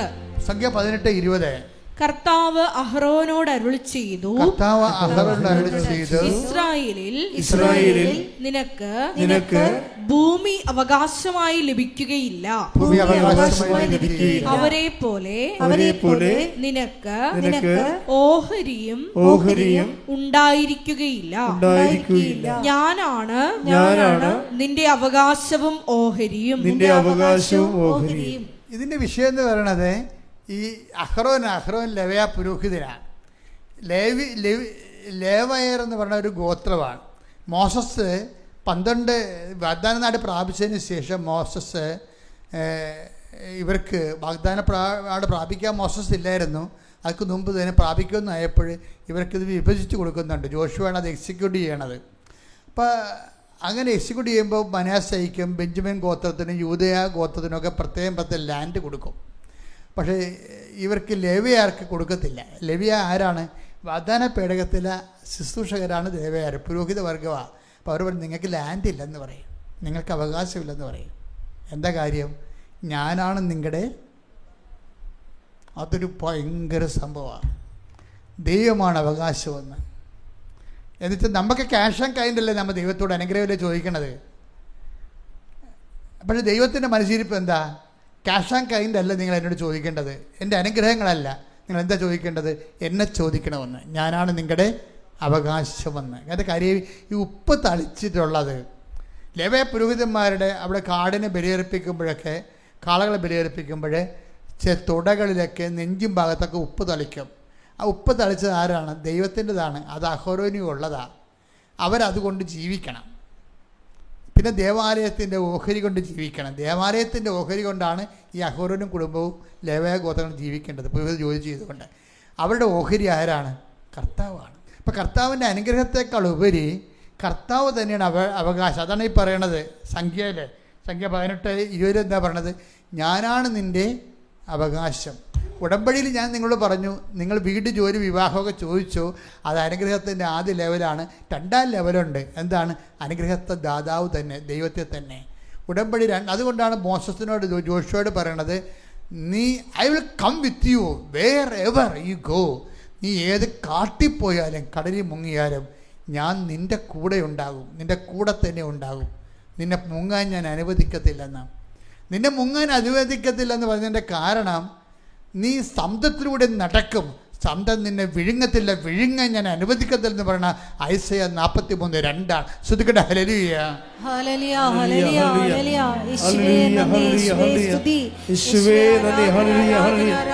യേശയ്യ 43:2. വായിച്ചോളൂ. സമുദ്രത്തിലൂടെ കടന്നു പോകുമ്പോൾ ഞാൻ നിന്നോട് കൂടെ ഉണ്ടായിരിക്കും. നദികൾ കടക്കുമ്പോൾ അത് നിന്നെ മുക്കിക്കളയുകയില്ല. അഗ്നിയിലൂടെ നടന്നാലും നിനക്ക് പൊള്ളലേൽക്കുകയില്ല. ജ്വാല നിന്നെ ദഹിപ്പിക്കുകയുമില്ല. അപ്പം ഇത് സാന്നിധ്യത്തിൻ്റെ ഒരു അടയാളമായിട്ടാണ് ഈ അഗ്നിയിലൂടെ, തീയിലൂടെയും വെള്ളത്തിലൂടെയും മനുഷ്യൻ പോകുന്ന കടങ്ങളാകാം, രോഗങ്ങളാകാം. ഇപ്പം ക്യാൻസർ 4th സ്റ്റേജിലേക്ക് അച്ഛൻ പ്രാർത്ഥിക്കുമ്പോഴേ അതിൽ ചില ആൾക്കാരൊക്കെ they are appearing to me as if nothing happened. അവർക്ക് എനിക്ക് മനസ്സിലായിരിക്കണത് അവർക്ക് ഏതാണ്ട് ഒരു ചെറിയ തലവേദന മാത്രമേ ഉള്ളൂ എന്നുള്ള ഒരു രീതിയിലാണ് അവരെന്നോട് ഡീല് ചെയ്യണത്. എന്താ കാര്യം? ഈ ക്യാൻസർ 4th സ്റ്റേജിന് അവർ അഗ്നിയിലൂടെ പോവുകയാണ്. അവർ വെള്ളത്തിലൂടെ നങ്ങുകയാണ്. വെള്ളം മുങ്ങത്തില്ല, വെള്ളം നിന്നെ മുക്കത്തില്ല, അഗ്നി നിന്നെ പൊള്ളിക്കത്തില്ലെന്ന് പറഞ്ഞാൽ ഇവരിതിൻ്റെ ആ വേദനയും ചൂരും ഇവരനുഭവിക്കുന്നില്ല. കർത്താവ് അവർക്ക് ആന്തരിക അഭിഷേകം നൽകിക്കൊണ്ട് വേദന അനുഭവിക്കാത്ത, ആന്തരിക സമാധാനം നഷ്ടപ്പെടാത്ത രീതിയിൽ അവർക്ക് അഭിഷേകം നൽകിയിരിക്കുമ്പോൾ അവരെന്താ വസിക്കണത്? ദൈവം തന്നെയാണ് വസിക്കുന്നത്. അതാണ് അഭിഷേകം. കൈയടിച്ച് ശ്രദ്ധിക്കട്ടെ. ഹല്ലേലൂയ.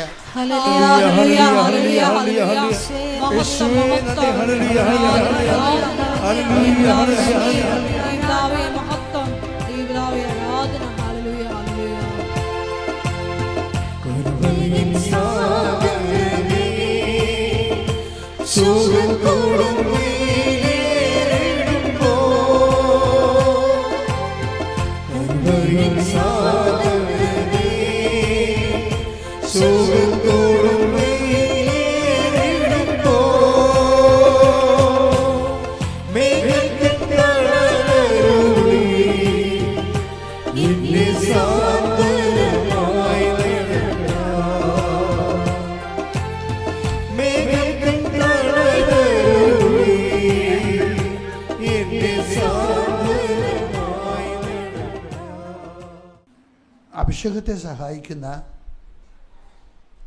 ഉടമ്പടി ഫോർമുലയാണ് യോഹന്നാൻ 15:10.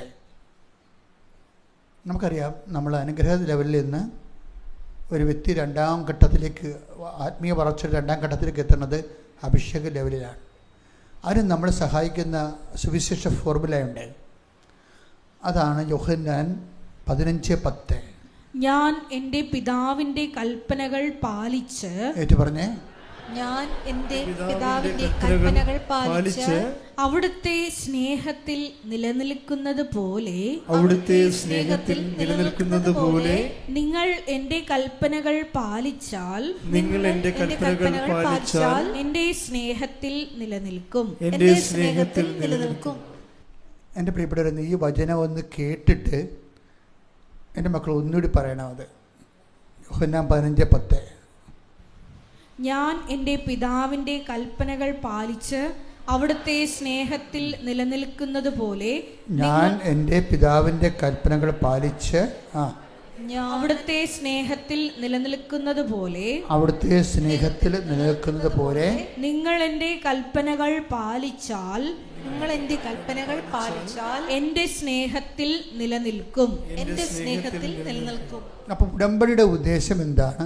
അഭിഷേകത്തിൻ്റെ അടിത്തറ എന്താണെന്ന് ഇപ്പം മനസ്സിലായില്ലേ? ഉടമ്പടിയുടെ ഉദ്ദേശം എന്താണ്?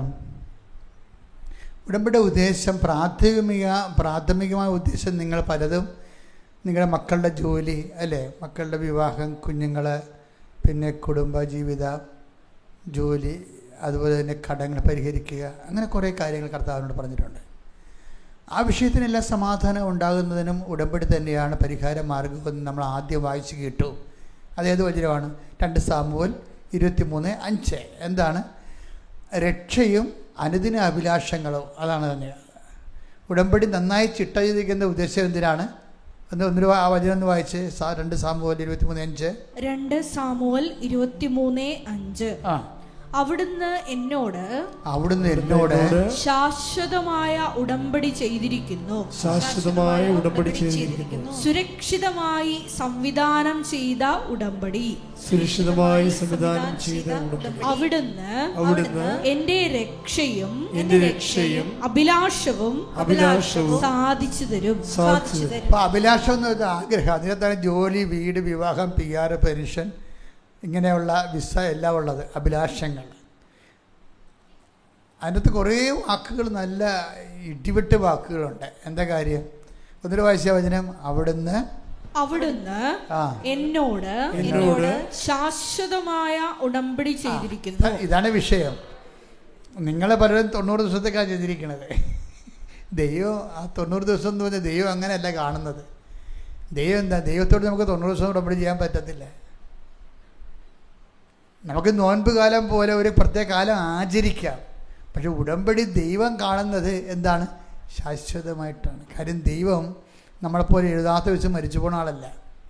അപ്പം ദൈവത്തിൻ്റെ ഭാഗത്ത് നിന്ന് ഉടമ്പടി ശാശ്വതമാണ്.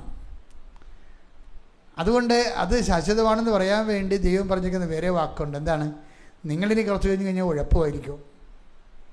പക്ഷെ എന്നാലും നിങ്ങൾ അവിശ്വസ്തരായിരുന്നാലും ഞാൻ ആ വചനം ഒന്ന് വായിച്ചേ. ശ്രദ്ധിക്കട്ടെ. ഹല്ലേലൂയ, ഹല്ലേലൂയ, ഹല്ലേലൂയ, ഹല്ലേലൂയ, ഹല്ലേലൂയ. യേശുവേ നന്ദി. ഹല്ലേലൂയ, ഹല്ലേലൂയ. യേശുവേ ആരാധന, ആരാധന, ആരാധന. യേശുവേ മഹത്വം, മഹത്വം, മഹത്വം, മഹത്വം, മഹത്വം. ഹല്ലേലൂയ, ഹല്ലേലൂയ.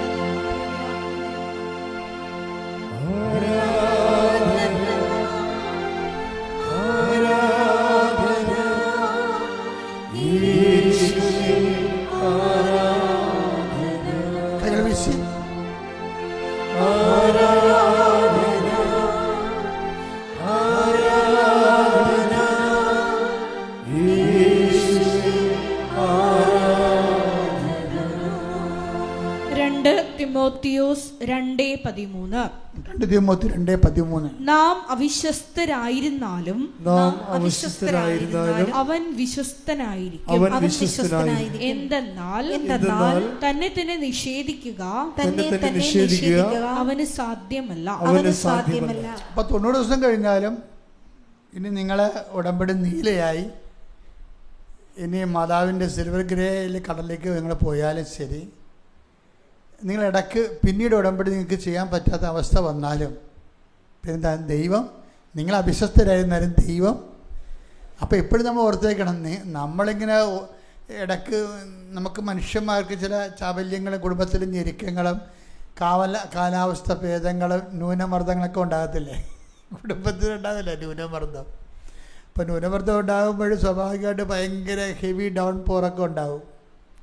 ഇപ്പം എന്താ പറയണത്, ഭയങ്കര മഴ പെയ്തൊക്കെ ഉണ്ടാകും ജീവിതത്തിൽ. അപ്പം നമ്മൾക്ക് ഉടമ്പടിയോട് മാനുഷികമായിട്ട് ചില സമയത്ത് ഏതെങ്കിലും ഒരു വീഴ്ച വന്നാലും നാം പേടിക്കരുത്. എന്താ കാര്യം, നമ്മൾ ചെയ്ത ഉടമ്പടിയിൽ നിങ്ങൾ അവിശ്വസ്തരായിരുന്നാലും ദൈവം. അതുകൊണ്ടാണ് ഞാൻ നിങ്ങളോട് പറയുന്നത്, നിങ്ങൾക്ക് പുതുക്കാൻ ഞാൻ അവസരം തന്നതിൻ്റെ കാര്യം അതാണ്. ചില ആൾക്കാർ 21 ഉടമ്പടി എടുത്തിട്ട് 16 തൊട്ട് 21 വരെ ഉടമ്പടി എടുത്ത് ജീവിച്ചു. പിന്നെ അവർ ഉടമ്പടി നിങ്ങൾ വിട്ടാലും ദൈവം വിടത്തില്ല. അനുഗ്രഹം ആ ദൈവം നിങ്ങളോട് പറഞ്ഞ കാര്യങ്ങൾ ചെയ്തുകൊണ്ടേയിരിക്കും. അപ്പം അതുകൊണ്ട് ഇടയ്ക്ക് ദൈവമായിട്ട് കൂടുതൽ ആഴമായ ബന്ധത്തിലേക്ക് പോകണമെന്ന് കണ്ടാൽ പഴയ ഉടമ്പടി കൊണ്ടൊന്ന് പുതുക്കിയാൽ മതി. ചില ആൾക്കാർ ചെയ്യണമെന്ന് വെച്ച് കഴിഞ്ഞാൽ പഴയ ഉടമ്പടി പുതുക്കാൻ വരും. എന്തിനാണ് വന്നതെന്നറിയാമോ? അച്ഛനെ കാണാൻ. അപ്പം ഞങ്ങൾക്ക് ആ കള്ളത്തരം മനസ്സിലാകുന്ന കയറുമ്പോൾ നമുക്ക് അന്ന് ഞാൻ ഇവിടെ എൻ്റെ അടുത്ത് വരുമ്പോൾ ഞാൻ ആ ഉടമ്പടി നോക്കും, ഈ ഉടമ്പടി എന്നാണെന്ന് നോക്കും. അപ്പോൾ ഉടമ്പടി 2022 ഉടമ്പടി. അപ്പോൾ എന്ന് നിങ്ങളിന്ന് പുതുക്കി, എന്തിനും പുതുക്കി? അച്ഛനെ കാണാൻ. ഈ അച്ഛനെ കണ്ടു കഴിഞ്ഞാൽ നിങ്ങൾ എന്ത് ചെയ്യും? പഴുതുപോലെ പാകത്ത് വെക്കും. അപ്പോൾ കള്ളത്തരമാണ്. ഉടമ്പടിക്ക് വേണ്ടി തന്നെ അല്ല അത്. അവരച്ഛനെ കാണാൻ വേണ്ടി ഉടമ്പടി ദുർവിനിയോഗിക്കുകയാണ്. അച്ഛനെ കാണാൻ വേണ്ടിയല്ല ഉടമ്പടി എടുത്തിരിക്കുന്നത്, അവൻ പറയണ പോലെ ചെയ്ത് ജീവിക്കാൻ വേണ്ടിയല്ലേ. അപ്പം അതിനകത്ത് കള്ളത്തരമുള്ള കാരണം ഇവിടെ വെച്ച് തന്നെ മടക്കും. അവിടെ നിങ്ങളെ പറ്റിച്ചാലും ഇവിടെ ഞങ്ങളെ പറ്റിക്കാൻ പറ്റത്തില്ല. കാര്യം ഞങ്ങളിത് കണ്ണിൽ എണ്ണ ഒഴിച്ചിരിക്കരുത്. കാര്യം ഞങ്ങളെന്താണ്, എനിക്ക് നല്ല ബോധ്യമുണ്ട്, കർത്താവ് എന്നെയാണ് ഉടമ്പടി ഏൽപ്പിച്ചത്. അപ്പോൾ ആ വിഷയത്തിൽ ഞാനൊരു കോംപ്രമൈസും ചെയ്തില്ല. ഓഫീസിലുള്ളവിടത്ത് നിങ്ങൾ നിലവിളിക്കുമ്പോഴും എന്തെങ്കിലുമൊക്കെ പറയുമ്പോഴപ്പോൾ അവർ നിങ്ങളുടെ കണ്ണീര് കാണുമ്പോഴൊക്കെ അപ്പം തന്നെ ഒപ്പിട്ട് തരും. പക്ഷേ ജോസഫച്ചനെ ഒപ്പിടത്തില്ല. കാരണം നിങ്ങളുടെ വിഷയങ്ങൾ കൈകാര്യം ചെയ്യാനല്ല എന്നെ ഏൽപ്പിച്ചിരിക്കുന്നത് ദൈവം പറയണ പോലെ നിങ്ങളെ ജീവിപ്പിക്കാനാണ് ഏൽപ്പിച്ചിരിക്കുന്നത്. അപ്പം ഞാൻ അതിനെ പ്രാധാന്യം കൊടുക്കത്തുള്ളൂ. ഞാൻ പറഞ്ഞു, നിങ്ങൾ പോയി മര്യാദയ്ക്ക് ഉടമ്പടി 90 ദിവസം ഇപ്പോൾ 2 ഇടയ്ക്ക് ഗ്യാപ്പ് വന്നില്ലേ? അപ്പോൾ 2000 ഇപ്പോൾ ഉടമ്പടി പുതുക്കിയില്ല, ഇനി ഒന്ന് പോയി ജീവിക്ക്, 2 മാസം കഴിഞ്ഞിട്ട് വരാൻ പറയും. എന്താ കാര്യം, ഉടമ്പടിയിലുള്ള ആളെയാണ് കാണാൻ പറ്റത്തുള്ളൂ. ഈ 10-15 ലക്ഷം ആൾക്കാർ ഉടമ്പടി എടുത്തിട്ടില്ലേ? അപ്പോൾ ഇവരെ എല്ലാവരും കാണും, തീർച്ചയായിട്ടും. കാണാത്തവരുണ്ട്. ഒരു ദിവസം ഞാൻ 300 പേരൊക്കെയാണ് കാണുന്നത്. കാണേണ്ട കാര്യം ഉണ്ടെങ്കിൽ കണ്ടാൽ മതിയല്ലോ. ഉടമ്പടിക്ക് ശരിക്കും ഞാൻ പക്കാ ഉടമ്പടിക്ക് അച്ഛനെ കാണേണ്ട ഒരു കാര്യവും വരത്തില്ല. ഇവിടെ ഉടമ്പടി സിൽവർ ഗ്രേ ആയിട്ട് പോകുന്ന ആൾക്കാർ അവർ അച്ഛനെ കാണാത്തവരുണ്ട്. അവർ ഓഫീസിൽ ചോദിക്കും, ഉടമ്പടി ഇത്രയും ആയില്ല, അച്ഛനെ കാണണ്ടേ? ഇല്ല, കാണണ്ട. എന്താ കാണേണ്ട ആളെ ഞങ്ങൾ കണ്ടാണ് ജീവിക്കണത്. അതാണ് പ്രശ്നം. അത് കർത്താവിനാണ് പ്രാധാന്യം. അവിടെ കാണേണ്ട ആളെ ഞങ്ങൾ കണ്ടാണ് ജീവിക്കണമെന്നേ, അച്ഛനെ കാണണ്ട. അതാണ് പക്ക ഉടമ്പടി എന്ന് പറയണത്. അവർക്ക് നല്ല ആത്മവിശ്വാസമാണ് അവർ ചെയ്യേണ്ട കാര്യങ്ങൾ. ഇപ്പം എന്താ ഈശോ പറഞ്ഞിരിക്കണത്? ഈശോ എന്താ പറഞ്ഞത്? 15:10 എന്താ പറഞ്ഞത്? ഒന്നിട്ട് വായിച്ചത്. യോഹന്നാൻ 15:10. യോഹന്നാൻ 15:10. ഞാൻ എൻ്റെ പിതാവിൻ്റെ കൽപ്പനകൾ പാലിച്ച് എന്ന് പറഞ്ഞേ, ഞാൻ എൻ്റെ പിതാവിൻ്റെ കൽപ്പനകൾ പാലിച്ച് അവിടുത്തെ സ്നേഹത്തിൽ നിലനിൽക്കുന്നത് പോലെ നിങ്ങൾ എൻ്റെ കൽപ്പനകൾ പാലിച്ചാൽ എൻ്റെ സ്നേഹത്തിൽ നിലനിൽക്കും. ഉടമ്പടി എന്ന് പറഞ്ഞാൽ എന്താണ്? അവൻ പറയണത് പോലെ ചെയ്യുക എന്ന് വെച്ച് കഴിഞ്ഞാൽ അവൻ്റെ കൽപ്പനകൾ പാലിച്ച് ജീവിക്കുക. ഈ അവൻ്റെ കൽപ്പന പാലിച്ച് ജീവിക്കുന്നതാണ് ഉടമ്പടി ജീവിതം എന്ന് പറയണത്, അല്ലേ? അതിൻ്റെ അകത്ത് പ്രാർത്ഥന മാത്രമല്ല, അവൻ്റെ എല്ലാ കൽപ്പനകളും നമ്മൾ പാലിക്കുകയാണ്. ഞാൻ രോഗിയായാലും നിങ്ങൾ എന്നെ സന്ദർശിച്ചു, നിങ്ങൾ ഭൂമിയുടെ അതിർത്തികളോട് എൻ്റെ സാക്ഷികളായിരിക്കും.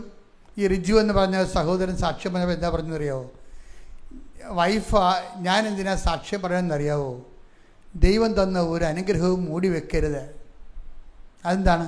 ആ ദൈവം തന്ന അനുഗ്രഹം മറ്റുള്ളവർക്ക് വിശ്വാസം വർദ്ധിക്കാൻ വേണ്ടി ദൈവം നമുക്ക് തന്നതാണ്. അത് അപ്പം റിജു പക്ഷെ ഒരു ഉടമ്പടിയെ എടുത്തിട്ടുള്ളൂ. ആ ഉടമ്പടിയിലുള്ള ആൾക്ക് കിട്ടിയ ബോധ്യം കണ്ടില്ലേ? ഞാൻ എന്തിനാ ഉടമ്പടിയുടെ സാക്ഷ്യപ്പെടുന്നറിയാവോ? ദൈവത്തിൻ്റെ അനുഗ്രഹങ്ങളൊന്നും മൂടി വെക്കരുത്. എന്താ കാര്യം? അത് നിങ്ങൾക്കുള്ളതല്ല, അത് മറ്റുള്ളവർക്ക് വിശ്വാസം വർദ്ധിപ്പിക്കാൻ നിങ്ങൾക്ക് ദൈവം തന്നതാണ്. അപ്പോൾ മറ്റുള്ളവരുടെ വിശ്വാസം വർദ്ധിക്കാൻ വേണ്ടി നിങ്ങളത് പരസ്യമായി പറയണം. കണ്ട, ഇപ്പം എന്തൊരു ബോധ്യമാണ് ആൾക്കാർക്ക് കിട്ടണമെന്ന് നോക്കിയേ. അപ്പോൾ സാക്ഷ്യം കിട്ടിയിട്ട് 3 കൊല്ലമായിട്ടും പറയാത്ത ഒരാൾക്കാരൊക്കെ ഉണ്ട്, സാക്ഷ്യം കിട്ടിയിട്ട്. പക്ഷെ അതിനകത്ത് വിഷയം പറയണമെന്ന് വെച്ച് കഴിഞ്ഞാൽ, നിങ്ങൾക്ക് ഗുരുതരമായൊരു വിഷയം വന്നാൽ ഞാൻ ഏറ്റെടുത്താലും ദൈവം ഏറ്റെടുക്കത്തില്ല. നിങ്ങൾ കരച്ചതിന് വിഷമം കാണുമ്പോൾ ഞാനത് ഏറ്റെടുക്കും. പക്ഷേ നിങ്ങൾ പണ്ട് ദൈവത്തിനെ പറ്റിച്ച് ജീവിച്ചിരിക്കുന്ന ആളായ കാരണം, ദൈവം അവിശ്വസ്ത വ്യക്തികളായത് കാരണം, വയറ്റിപ്പഴപ്പിന് മാത്രം ദൈവത്തെ ദുർവിനിയോഗിച്ച കാരണം ദൈവം ഏറ്റെടുക്കത്തില്ല. നമ്മുടെ കയ്യിൽ നിന്ന് കുറ്റകൃത്യം ക്രൈം ഉണ്ടാകാതിരിക്കാൻ നോക്കണം. സാക്ഷ്യം പറയാതിരിക്കുന്നത് ഒരു ക്രൈമാണ്, ശരിക്കും പറഞ്ഞാൽ ഒരു കുറ്റകൃത്യമാണ്. എന്താണ്? നിൻ്റെ വിശ്വാസം വർദ്ധിപ്പിക്കാൻ വേണ്ടിയും മറ്റുള്ളവരുടെ വിശ്വാസം വർദ്ധിപ്പിക്കാൻ വേണ്ടിയും കർത്താവ് എന്താ പറഞ്ഞത്? ശിമയോനെ, സത്താൻ നിന്നെ ഗോതമ്പ് മണിയും പോലെ പാറ്റാൻ നോക്കുകയായിരുന്നു, ഞാൻ നിനക്ക് വേണ്ടി പ്രാർത്ഥിക്കുകയായിരുന്നു. നീ എഴുന്നേറ്റ് നിൻ്റെ സഹോദരങ്ങളെ ബലപ്പെടുത്തുക. അല്ലേ? അപ്പം നമുക്കൊരു ബാധ്യതയുണ്ട്. എന്താണ്? വിശ്വാസം കുറഞ്ഞു പോയ ആൾക്കാരെ ബലപ്പെടുത്താനൊരു ബാധ്യതയുണ്ട്. Take the word of God. ശ്രുതികട്ടെ. ഹല്ലേലൂയ, ഹല്ലേലൂയ, ഹല്ലേലൂയ, ഹല്ലേലൂയ, ഹല്ലേലൂയ. യേശുവേ നന്ദി. ഹല്ലേലൂയ, ഹല്ലേലൂയ, ഹല്ലേലൂയ, ഹല്ലേലൂയ, ഹല്ലേലൂയ, ഹല്ലേലൂയ, ഹല്ലേലൂയ. ലൂക്ക 22:31-32 തിരുവചനങ്ങൾ. ലൂക്ക 22:31. ശിമയോൻ, ശിമയോൻ, ഇതാ സാത്താൻ നിങ്ങളെ ഗോതമ്പ് പോലെ പാറ്റാൻ ഉദ്യമിച്ചു. എന്നാൽ നിന്റെ വിശ്വാസം ക്ഷയിക്കാതിരിക്കാൻ ഞാൻ നിനക്ക് വേണ്ടി പ്രാർത്ഥിച്ചു. നീ തിരിച്ചു വന്ന് നിന്റെ സഹോദരരെ ശക്തിപ്പെടുത്തണം. സാക്ഷ്യം എന്ന് പറഞ്ഞാൽ എന്താണ്? നീ തിരിച്ചു വരികയാണ്. തിരിച്ചു വന്ന് എന്തിനാണ് സാക്ഷ്യം പറയണത്? നിന്റെ സഹോദരങ്ങളെ ശക്തിപ്പെടുത്താൻ. അപ്പോൾ എനിക്ക് എൻ്റെ വയറ്റിപ്പഴപ്പ് മാത്രമേ നോക്കേണ്ട കാര്യമുള്ളൂ. വേറെ ആരും വിശ്വാസമില്ലാതെ മരിച്ചാൽ എനിക്ക് പ്രശ്നമല്ല എന്ന് വെച്ചാൽ ദൈവം എനിക്ക് പ്രശ്നമല്ലെന്ന് എൻ്റെ അർത്ഥം. ഒരു കാലത്ത് സാക്ഷ്യം പറയാതെ ദൈവം എനിക്ക് പ്രശ്നമല്ലെന്ന് പറഞ്ഞ ആൾ പിന്നെ അതിനേക്കാൾ മോശം കണ്ടീഷനിൽ വന്നാൽ ഞാൻ ചിലപ്പോൾ കരുണ കാണിക്കും. പക്ഷേ നിങ്ങളെ സത്യസന്ധമായി അറിയാവുന്ന ദൈവം നിങ്ങളോട് കരുണ കാണിക്കത്തില്ല. എന്താ കാര്യം? നിങ്ങൾക്ക് തന്ന വിശ്വാസം നിങ്ങൾ കൈമാറുകയോ നിങ്ങളുടെ സാക്ഷ്യം മറ്റുള്ളവരുടെ മുമ്പിൽ ഏറ്റുപറഞ്ഞ് മറ്റുള്ളവരുടെ വിശ്വാസത്തിലേക്ക് കൊണ്ടുവരികയോ ചെയ്തില്ല. അത് നിസ്സാര കാര്യമല്ല. ഉടമ്പടി കഴിഞ്ഞാൽ ഉടനെയുള്ള ദൈവിക ഉത്തരവാദിത്വം എന്താണ്? സാക്ഷ്യം പറയുന്നുള്ളതാണ്. ആ സാക്ഷ്യം സന്തോഷത്തോടെ പറയണം. സാക്ഷ്യം സന്തോഷത്തോടെ പറയണം. ഇപ്പം ചിലക്ക് സാക്ഷ്യം പറയുമ്പോഴേ എന്തൊരു അഭിഷേകമാണ്. ചില ആൾക്കാർ സാക്ഷ്യം ഒരു ഉത്തരവാദിത്വം പോലെ പറയും. അത് ഉടമ്പടി അങ്ങനെയാണ് ചെയ്യണത്. ഉടമ്പടിയും ചില ആൾക്കാർ ചെയ്യണത് എന്താണ്? ഒരു ഉത്തരവാദിത്വം പോലെ. രാവിലെ എഴുന്നേക്കണം, എഴുന്നേറ്റ് പ്രത്യക്ഷ പ്രാർത്ഥന ചെല്ലണം, നീലത്തിൽ കത്തിക്കണം, കത്തിച്ച് രാത്രി എഴുന്നേറ്റിട്ട് കുടുംബ പ്രാർത്ഥന കഴിയുമ്പോൾ പച്ചത്തിരി കത്തിക്കണം, കത്തിച്ച് അവന് ഉടമ്പടി പ്രാർത്ഥന ചെല്ലണം, ചെല്ലി. ഇതാണ് അവസ്ഥ ചില ആൾക്കാരുടെ. ആ ഉത്തരവാദിത്തങ്ങൾ മാത്രം. പത്രം കൊണ്ടുപോയി എല്ലാവരും കൊടുക്കണം, കൊടുത്ത് തീർന്ന്. ഉടമ്പടി ഒരു ഉത്തരവാദിത്തം പോലെ ചെയ്ത് ഈ റോബോട്ട് ഉടമ്പടിക്കാരുണ്ട്, യന്ത്രമനുഷ്യർ തിരികെ രാവിലെ എഴുന്നേക്കും കറക്റ്റായിട്ട്. യന്ത്രമനുഷ്യരെ പോലെയാണ് ഈ ഉടമ്പടിയിലുണ്ട് യന്ത്രമനുഷ്യർ. ഇവർ പോലെ. പക്ഷേ എന്താ പ്രശ്നം എന്ന് വെച്ച് കഴിഞ്ഞാൽ ഉടമ്പടി ഒരു ഉത്തരവാദിത്വം നിർവഹിക്കുന്ന കേവലമായ ഒരു അനുഷ്ഠാന ക്രമമല്ല. ഇപ്പം ഈശോ എന്താ പറയണത്? എൻ്റെ കൽപ്പനകൾ പാലിച്ചാൽ നിങ്ങൾ എൻ്റെ സ്നേഹത്തിൽ ഒന്ന് കൈയടിച്ച് ശ്രുതികട്ടെ. ഹല്ലേലൂയ,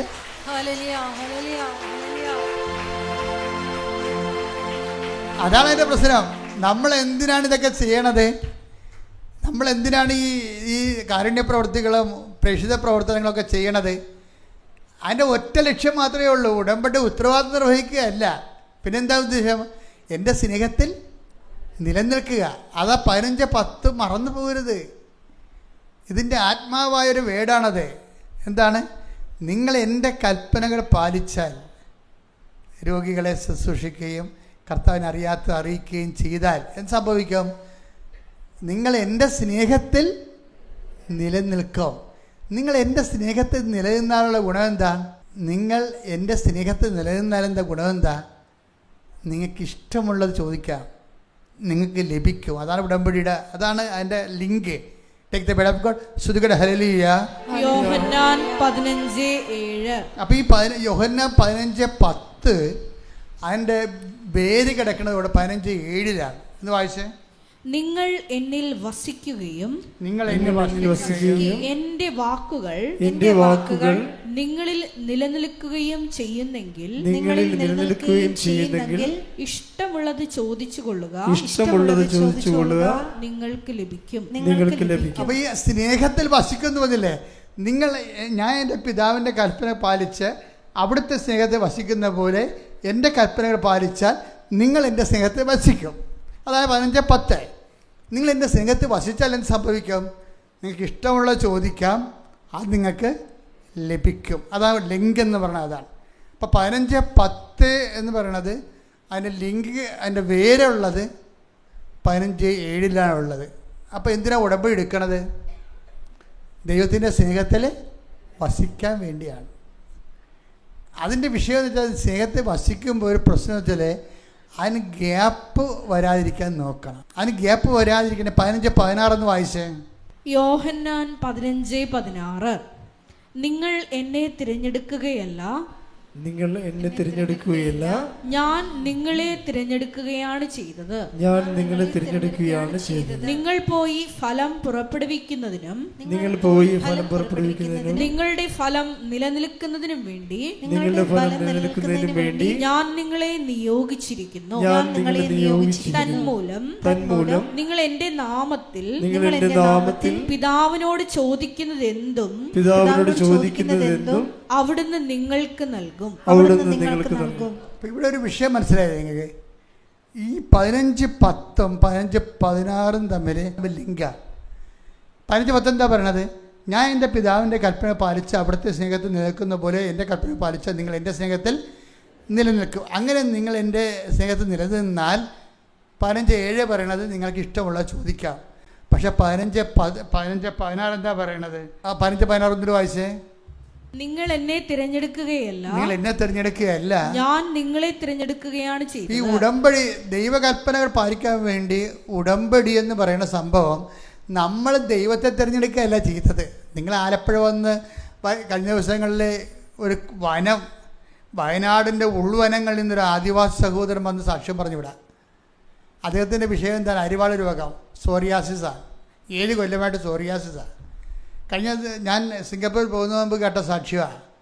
എന്ന് വെച്ച് കഴിഞ്ഞാൽ അത് എനിക്ക് ആ സ്ഥലങ്ങളൊക്കെ അറിയാം. ഞാൻ വയനാട്ടിൽ ധ്യാനിപ്പിക്കാൻ പോയതാണ്. അപ്പോൾ എനിക്ക് കാട് ഇഷ്ടമായതുകൊണ്ട് ഞാൻ രാവിലെ എഴുന്നേറ്റ് വണ്ടി ആൾക്കാരുടെ കൂടെ കാട്ടിൽ പോകുമായിരുന്നു. അപ്പോൾ ഇവിടെ ഊരൊക്കെ പോയിട്ടുണ്ട്. ഞാനിവിടെ എല്ലാ സ്ഥലങ്ങളിലും തന്നെ അപ്പോൾ എനിക്കറിയാം ഈ സ്ഥലങ്ങളുടെ കിടപ്പൊക്കെ വശമൊക്കെ എനിക്കറിയാം.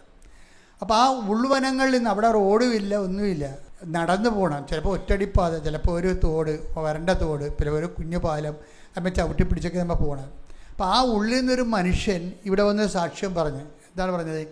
ഞങ്ങൾ മന്ത്രങ്ങൾ ചെയ്തു, മരുന്നുകൾ ചെയ്തു, കർണാടകയിൽ പോയി സിദ്ധവൈദ്യനെ കണ്ടു, എന്നിട്ടും മാറിയില്ല. ഉടമ്പടി 7 വർഷമായിട്ട് മാറാത്ത രോഗം ഉടമ്പടി എടുത്തപ്പോൾ ഒറ്റ ആഴ്ച കൊണ്ട് ആ രോഗം മൊത്തം മാറി. സോറിയാസിസും അരിവാൾ രോഗവും. അപ്പോൾ ഇതെന്താ വിഷയം എന്ന് വെച്ച് കഴിഞ്ഞാൽ ഇതിൻ്റെ ഫലം ഇങ്ങനെ നിലനിന്ന് ഭരിക്കുന്നതാണ്. പക്ഷെ നമ്മൾ വിശ്വസിക്കേണ്ട കാര്യം ഈ 15-16 ഗുരുതരമായ ഒരു വിഷയമാണ്. ആ 15-16 ഒന്നുകൂടി വായിച്ചേ. നിങ്ങൾ എന്നെ തിരഞ്ഞെടുക്കുകയല്ല, ഞാൻ നിങ്ങളെ തിരഞ്ഞെടുക്കുകയാണ് ചെയ്തത്. ഇതാണൊരു വിഷയം. കൽപ്പനകൾ പാലിക്കുക എന്ന് പറയുമ്പോഴും അതനുസരിച്ച് ജീവിക്കുക എന്ന് പറയുമ്പോഴും നിങ്ങൾ ഓർക്കും ഞങ്ങൾക്കൊരു പ്രശ്നം ഉണ്ടായി, ഞങ്ങൾ ഉടമ്പടി എടുത്തെന്ന് പറയാം. അങ്ങനെ പറയരുതെന്നാണ് പറയണത്. പ്രശ്നമുള്ളവർ എന്ത് മാത്രം ഉണ്ട് ഇവിടെ? ഞങ്ങൾക്കൊരു പ്രശ്നം ഉണ്ടായി, ഞാൻ പ്രശ്നം മാറാൻ ഞങ്ങൾ ഉടമ്പടി എടുത്തെന്ന് പറയരുത്. മറിച്ച് എന്താണ്? ഉടമ്പടി എടുക്കാൻ ദൈവം എന്നെ ക്ഷണിച്ചു. കൈയ്യടിക്കട്ടെ, സ്തുതിക്കട്ടെ. ഹല്ലേലൂയ, ഹല്ലേലൂയ, ഹല്ലേലൂയ, ഹല്ലേലൂയ, ഹല്ലേലൂയ, ഹല്ലേലൂയ. ഇപ്പം ഞാൻ ഓർക്കുകയാണ്, ഞാൻ സിംഗപ്പൂരിൽ ചെന്നപ്പോൾ എല്ലാവരും ഉടമ്പടി എടുത്ത് പകുതിയോളം പേര് 100-600 പേര് ധ്യാനത്തിലുണ്ടായിരുന്നെങ്കിലും 10-300 പേർ ഉടമ്പടി എടുത്തു. ഉടമ്പടി എടുത്തപ്പോൾ ഉടമ്പടി അവസാനം കാശ്രയം കൊടുക്കണത് ഇപ്പോൾ വിദേശ രാജ്യങ്ങളിൽ കാശ്രയം കൊടുക്കുന്നത് ഞാൻ നേരിട്ടാണ് കൊടുക്കുന്നത്. കാരണം അവരെ പിന്നെ നമ്മൾ കാണുന്നില്ലല്ലോ. നിങ്ങളെ ഇനി എപ്പോഴെങ്കിലും എനിക്ക് കാണാമല്ലോ. അപ്പം അവിടെ ഞാൻ നേരിട്ട്, കാരണം അവരെ ഒരിക്കലും ചിലപ്പോൾ കാണത്തില്ല. അവരേതോ രാജ്യത്തുള്ള ആൾക്കാർ അവർ നാട്ടിൽ വന്നാൽ തന്നെ കാണണമെന്ന് നിർബന്ധമില്ല. അപ്പം അതുകൊണ്ട് തന്നെ അവരവിടെ വെച്ച് തന്നെ കാശ്രയം ഞാൻ കൊടുത്ത് ബ്ലസ് ചെയ്യും. അപ്പോൾ ഞാൻ കാശ്രയം ബ്ലസ് ചെയ്തപ്പോൾ ഇങ്ങനെ ഉടമ്പടി എടുത്ത് എൻ്റെ അടുത്ത് വരുന്ന കാശ്രയം ബ്ലസ് ചെയ്യുന്ന കൊടുക്കുന്നു. അപ്പോൾ ഞാൻ നോക്കുമ്പോൾ ഷീബ എന്നും പറഞ്ഞൊരു മോള്, ഞാൻ പറഞ്ഞു ഇടി നീ കൃപാസനത്തിന് അടുത്ത താമസിച്ച സിംഗപ്പൂർ ഒന്ന് ഉടമ്പടി എടുക്കണം. ഇവിടെ എൻ്റെ ഇടവക്കാരത്തിയായിരുന്നു. ഞാൻ അപ്പുറത്തെ പള്ളി ഇരിപ്പുണ്ടായിരുന്നില്ല 6 കൊല്ലം. അപ്പോൾ അവിടെ ഇവർക്ക് ചായക്കടയൊക്കെ ഉണ്ടായിരുന്നതാണ്. ഞാൻ പോയി വെഞ്ചരിക്കുമായിരുന്നു. അപ്പോൾ ഞാൻ പറഞ്ഞത് അന്ന് നീ നാട്ടിൽ ജീവിച്ച കാലത്തൂടെ കൃപാസനത്തിൽ ഒന്നും ഉടമ്പടി എടുത്തിട്ടില്ല. ഇപ്പം അവൾ സിംഗപ്പൂർ എത്തിയിട്ട് അവിടെ പോയി ഉടമ്പടി എടുത്തിരിക്കുകയാണ്. അപ്പം നാട്ടിൽ ജീവിക്കുന്ന ആൾക്കാർ ഇന്ന് പോലും പകുതിയോളം ആൾക്കാർ ഉടമ്പടി എടുത്തിട്ടില്ല. ഈ കൃപാസനം ഇത്രയും മൂക്കുമുട്ട കടന്നിട്ട് പോലും ഉടമ്പടി എടുക്കാൻ ചില ആൾക്കാർ ഈശോ വിളിച്ചിട്ടില്ല. അതാണ് വിഷയം. ഈ കോരവനത്തിൽ കിടക്കുന്ന ആദിവാസിയെ കർത്താവ് വിളിച്ചുകൊണ്ട് വന്ന് സാക്ഷ്യം പറയിപ്പിച്ചു. അതാണ് ഈശോ പറഞ്ഞത്, നിങ്ങൾ എന്നെ തിരഞ്ഞെടുക്കുകയല്ല, ഞാൻ നിങ്ങളെ തിരഞ്ഞെടുക്കുകയാണ്. കൈയടിക്കട്ടെ, സ്തുതിക്കട്ടെ, ഹല്ലേലൂയ. ഹല്ലേലൂയ, ഹല്ലേലൂയ. മഹത്വം, മഹത്വം. ആരാധന, ആരാധന.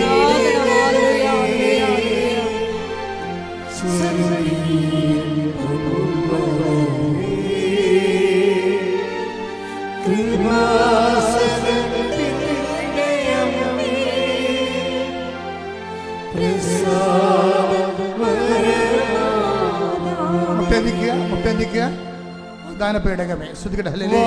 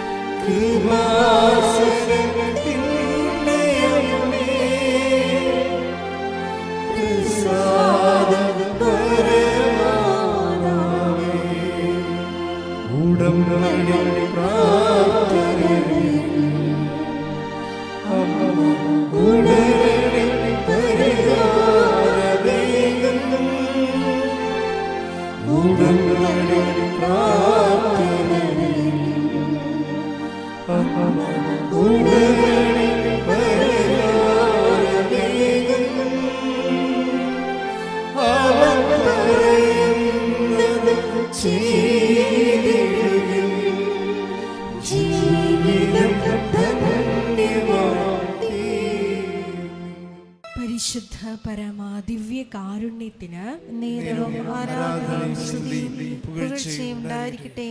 പരിശുദ്ധ പരമാ ദിവ്യ കാരുണ്യത്തിന് നേരവും ആരാധനയും സ്തുതിയും പുകഴ്ചയും ഉണ്ടായിരിക്കട്ടെ.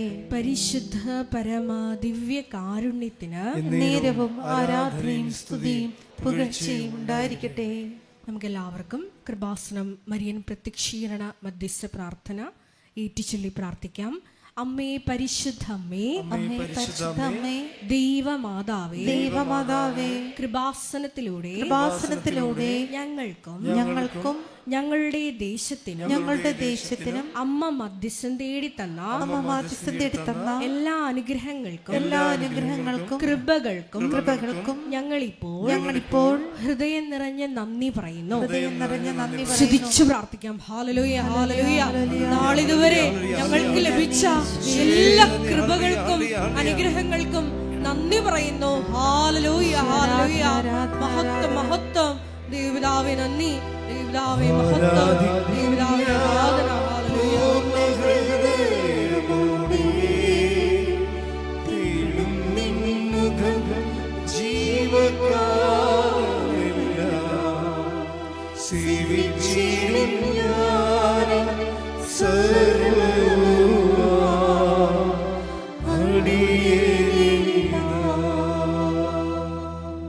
പരിശുദ്ധ പരമാ ദിവ്യ കാരുണ്യത്തിന് നേരവും ആരാധനയും സ്തുതിയും പുകഴ്ചയും ഉണ്ടായിരിക്കട്ടെ. പരിശുദ്ധ പരമാ ദിവ്യ കാരുണ്യത്തിന് നേരവും ആരാധനയും സ്തുതിയും പുകഴ്ചയും ഉണ്ടായിരിക്കട്ടെ. പരിശുദ്ധ പരമാ ദിവ്യ കാരുണ്യത്തിന് നേരവും ആരാധനയും സ്തുതിയും പുകഴ്ചയും ഉണ്ടായിരിക്കട്ടെ. അമ്മേ പരിശുദ്ധ അമ്മേ, അമ്മേ പരിശുദ്ധ അമ്മേ, ദൈവമാതാവേ, ദൈവമാതാവേ, 2004 ഡിസംബർ 7-ാം തീയതി 2004 ഡിസംബർ 7-ാം തീയതി ഉച്ചകഴിഞ്ഞ് 2:30 ഉച്ചകഴിഞ്ഞ് 2:30 കൃപാസനത്തിൽ സംഭവിച്ച അമ്മയുടെ പ്രത്യക്ഷപ്പെടലിനെ കുറിച്ച് തിരുസഭയ്ക്ക് സമർപ്പിച്ചിരിക്കുന്ന പഠനരേഖകളുടെ മേൽ വസ്തുനിഷ്ഠവും ദൈവശാസ്ത്ര വിധി പ്രകാരമുള്ളതുമായ അന്വേഷണ പഠനങ്ങൾ നടത്തി ആ പ്രത്യക്ഷപ്പെടലിലൂടെ പ്രകടമായ ദൈവമാതാവിന്റെ പ്രത്യേക കരുതലും സംരക്ഷണവും വെളിപ്പെടുത്തുന്ന പീഡിതരുടെ ആശ്വാസവും പ്രവാചകന്മാരുടെ രാജ്ഞിയും വാഗ്ദാനത്തിന്റെ പേടകവും പ്രപഞ്ച പ്രകൃതിയുടെ മാതാവുമായ പരിശുദ്ധ അമ്മയുടെ ഭക്തി തിരുസഭയിൽ കൂടുതൽ പ്രചരിച്ച് ജീവിതത്തിന്റെ ദുരിത അവസ്ഥകളിൽ അകപ്പെട്ട് കഴിയുന്ന അനേകായിരം മക്കൾക്ക് ദൈവത്തിന്റെ സാന്നിധ്യവും സന്ധിപ്പും കൂടുതൽ അനുഭവിക്കുക വഴി ആത്മീയ വിശുദ്ധിയും ദൈവശക്തിയും കൈവരിക്കുവാൻ ഞങ്ങളുടെ കുടുംബങ്ങളെ ഇടയാക്കണമേ. സ്തുതിച്ചു പ്രാർത്ഥിക്കാം. ഹല്ലേലൂയ, ഹല്ലേലൂയ. മരിയനോട് ഉടമ്പടി എടുത്ത് പ്രാർത്ഥിക്കുന്ന ഞങ്ങളുടെ കുടുംബങ്ങളെ വിശുദ്ധീകരിക്കണമേ എന്ന് പ്രാർത്ഥിക്കുന്നു, ശക്തീകരിക്കണമേ എന്ന് പ്രാർത്ഥിക്കുന്നു, ആത്മാവാൽ വഴി നടത്തണമേ എന്ന് പ്രാർത്ഥിക്കുന്നു, സാക്ഷികളാക്കി ഉയർത്തണമേ എന്ന് പ്രാർത്ഥിക്കുന്നു, വലിയ വലിയ ദൈവാനുഭവങ്ങൾ നൽകണമേ എന്ന് പ്രാർത്ഥിക്കുന്നു. ഹല്ലേലൂയ, ഹല്ലേലൂയ. മഹത്വം, മഹത്വം. ആരാധന, ആരാധന.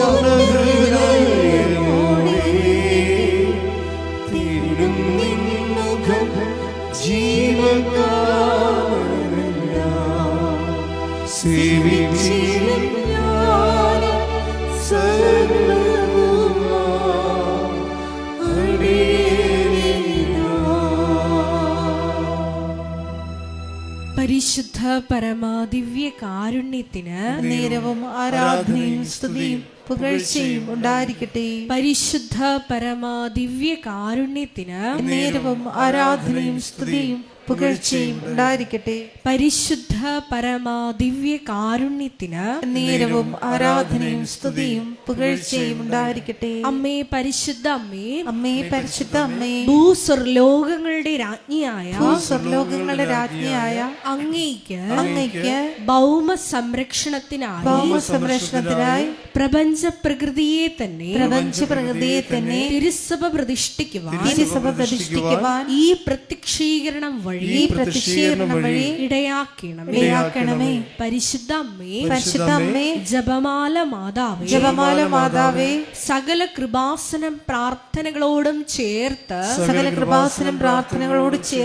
ഞങ്ങളിപ്പോൾ പ്രാർത്ഥിക്കുന്ന ഈ സമൂഹത്തിന്റെ പ്രത്യേക നിയോഗങ്ങളും മൗനമായിട്ട് നമ്മുടെ വ്യക്തിപരമായ പ്രാർത്ഥനാ വിഷയങ്ങളും സമാനമായിട്ടുള്ള ജീവിത ദുരിതങ്ങളിലൂടെ കടന്നു പോകുന്ന മക്കളെയും കൃപാസനത്തിൽ ജീവനോടെ പ്രത്യക്ഷയായ ദൈവമാതാവിൻ്റെ മധ്യസ്ഥതയിൽ ദിവ്യകാരുണ്യ സന്നിധിയിൽ സമർപ്പിച്ച് നമുക്കൊരു നിമിഷം മൗനമായി പ്രാർത്ഥിക്കാം.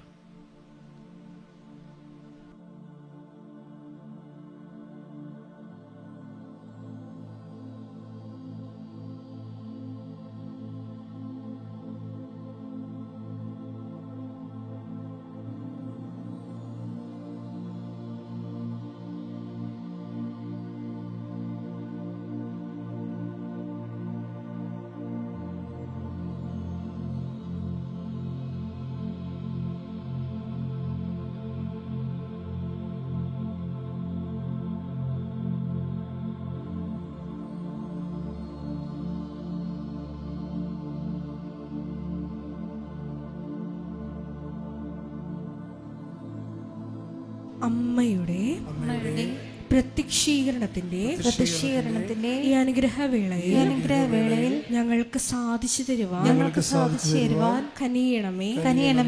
ആമേൻ. സ്തുതിച്ചു പ്രാർത്ഥിക്കാം. ഹല്ലേലൂയ, ഹല്ലേലൂയ, ഹല്ലേലൂയ, ഹല്ലേലൂയ, ഹല്ലേലൂയ.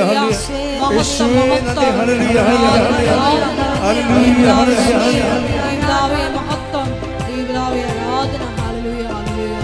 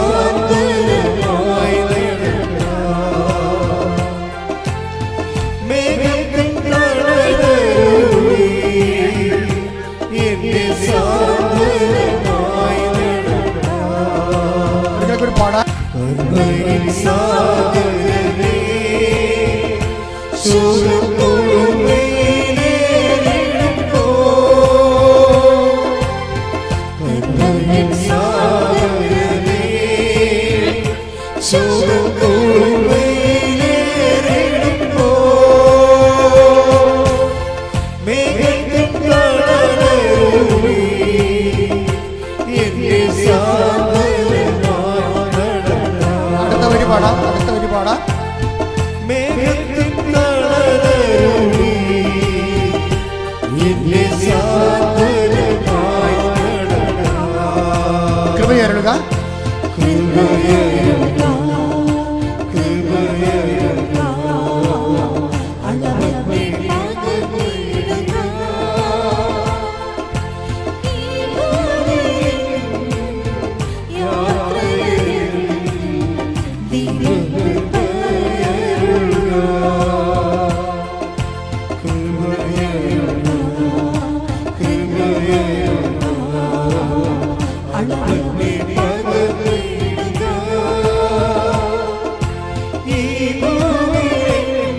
പാടുക, എല്ലാവരും പാടുക.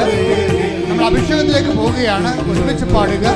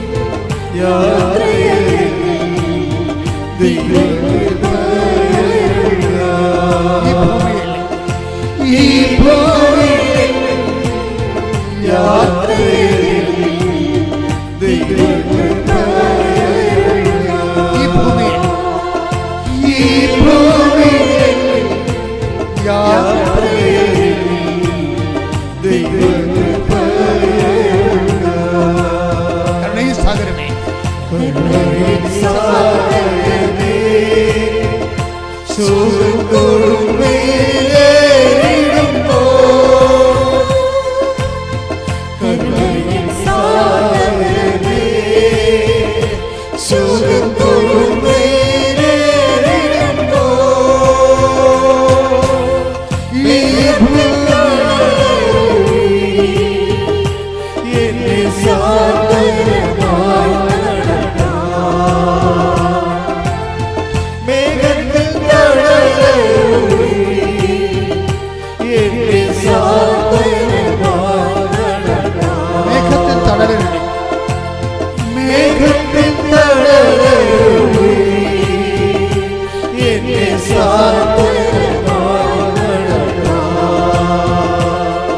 സ്വരത്തോടെ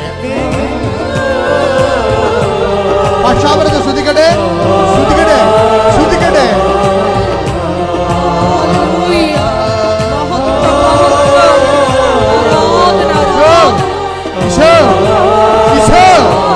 എന്റെ മക്കളെ സ്പർശിക്കണമേ കർത്താവേ. കർത്താവേ, നിന്റെ തിരുമുറുവാർന്ന വലതുകരം, അടിപ്പിടുതാർന്ന അത്ഭുതകരം നമ്മുടെ മക്കളുടെ മേൽ വെക്കണേ പ്രാർത്ഥിക്കുന്നു. മാർഗ രോഗങ്ങള്, തീരാവേദികള്, ജീവിത ദുരിതങ്ങള് യേശു ക്രിസ്തുവിന്റെ ഉന്നതമായ നാമത്തില് മാറിപ്പോകട്ടെ. ഉള്ളവര്, വേദനയുള്ളവര്, ജോലിയില്ലാത്തവര്, വീടില്ലാത്തവര്, വഴിയില്ലാത്തവര്, ഇന്റർവ്യൂ അഭിമുഖീകരിക്കുന്നവര്, വിസ മക്കളില്ലാത്തവര്, വിവാഹമൊന്നും വരാത്തവര്, വഴിയില്ലാത്തവര്, യേശുവേ, യേശുവേ, യേശുവേ. വിഷയങ്ങളില്, സാമ്പത്തിക ബാധ്യതകളില്, ദുരിതങ്ങളില്, ആരോഗ്യ രോഗങ്ങളിൽ വേദനിക്കുന്ന ഓരോ മകനും മകളും പ്രത്യക്ഷപ്പെട്ട പരിശുദ്ധ അമ്മയുടെ മധ്യസ്ഥത്തില് യേശുവിന്റെ നാമത്തില് മാരക രോഗങ്ങള്, തീരാവേദികള് യേശുവിന്റെ നാമത്തില് മാറിപ്പോകട്ടെ.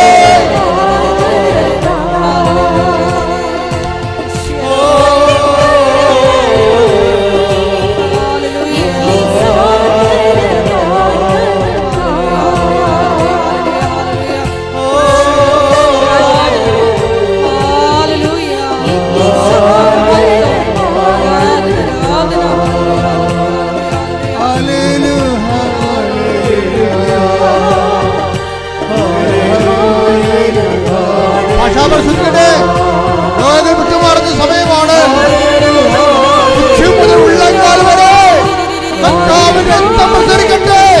അടിപ്പിഴ പോലെ, കാലം പോലെ എല്ലാ രോഗങ്ങളും, രോഗങ്ങള്, രോഗങ്ങള്, രോഗങ്ങള്, അർസസ് രോഗങ്ങള്, അൾസർ രോഗങ്ങള്, നെഞ്ചുവേദന, ഹൃദയാഘാതത്തിന്റെ രോഗങ്ങള്, രോഗങ്ങള്, രോഗങ്ങള്, തൈറോയ്ഡ് രോഗങ്ങള്, നടുവേദന യേശുവിന്റെ നാമത്തിൽ വിട്ടുമാറട്ടെ.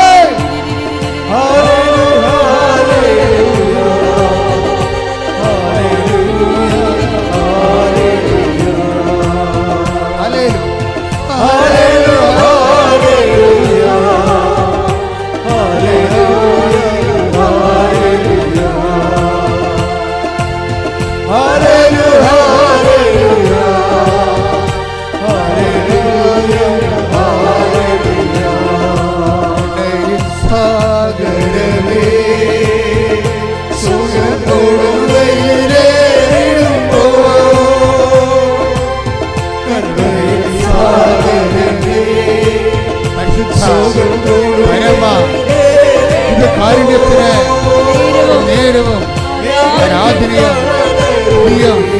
പുകഴ്ചയും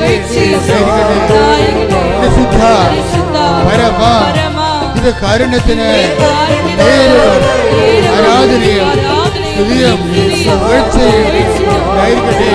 പരിശുദ്ധ പരമ ഇത് കാരുണ്യത്തിന് നേരവും ആരാധനയും സ്തുതിയും പുകഴ്ചയും ആയിരിക്കട്ടെ. കർത്താവേ, കർത്താവേ, അങ്ങയുടെ ഇരുമുറിവാർന്ന വലതുകരം അങ്ങനെ മക്കളുടെ മേൽ വെക്കണമേ. ഉച്ച മുതല് ഉള്ളങ്കാല് വരെ കർത്താവിന്റെ രക്തം പടരട്ടെ. ആരെ രോഗികള്, വിദൂരങ്ങളില് ആശുപത്രികളില് കഴിയുന്നവര്, ഇന്ന് ഓപ്പറേഷന് നിശ്ചയിച്ചവര്, അയോധ്യക്ക് വിട്ടുപോയവര്, സ്കാനിങ്ങിന് വിട്ടുപോയവര്, സാമ്പത്തിക ബാധ്യതകൾ കൊടുത്തുവിട്ടേണ്ട എല്ലാ വ്യക്തികളും യേശുവിന്റെ നാമത്തില്, യേശുവിന്റെ നാമത്തില് എല്ലാ തടസ്സങ്ങളും, എല്ലാ ദുരിതങ്ങളും, എല്ലാ തടസ്സങ്ങളും, എല്ലാ ശാപങ്ങളും, എല്ലാ ദുരിതങ്ങളും യേശുവിന്റെ നാമത്തില് വിട്ടുമാറട്ടെ.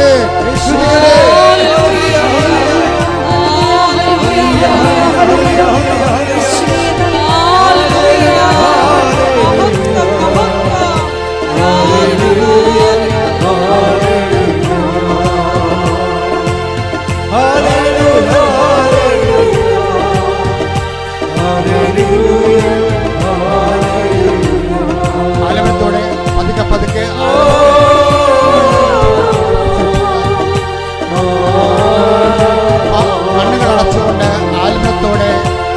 കർത്താവ് സ്പർശിക്കുന്ന സമയമാണ്. കർത്താവ് സ്പർശിക്കുന്ന സമയമാണ്. അഭിഷേകം കൊള്ളുന്ന സമയമാണ്. ദൈവത്തിന് അഭിഷേകം എടുക്കുന്ന സമയമാണ്. യോശുവയോട് ദൈവം പറഞ്ഞു, ശക്തനും ധീരനുമായിരിക്കുക, ഞാൻ നീ പോകുന്നിടത്തില്ല, നിന്റെ കൂടെ ഞാൻ ഉണ്ടായിരിക്കും. ധൈര്യം കൊണ്ട് അങ്ങനെ മക്കളെ അഭിഷേകം ചെയ്യുന്നതിന് നന്ദി പറയുന്നു. ശക്തി കൊണ്ട് അങ്ങയുടെ മക്കളെ അഭിഷേകം ചെയ്യുന്നതിന് നന്ദി പറയുന്നു.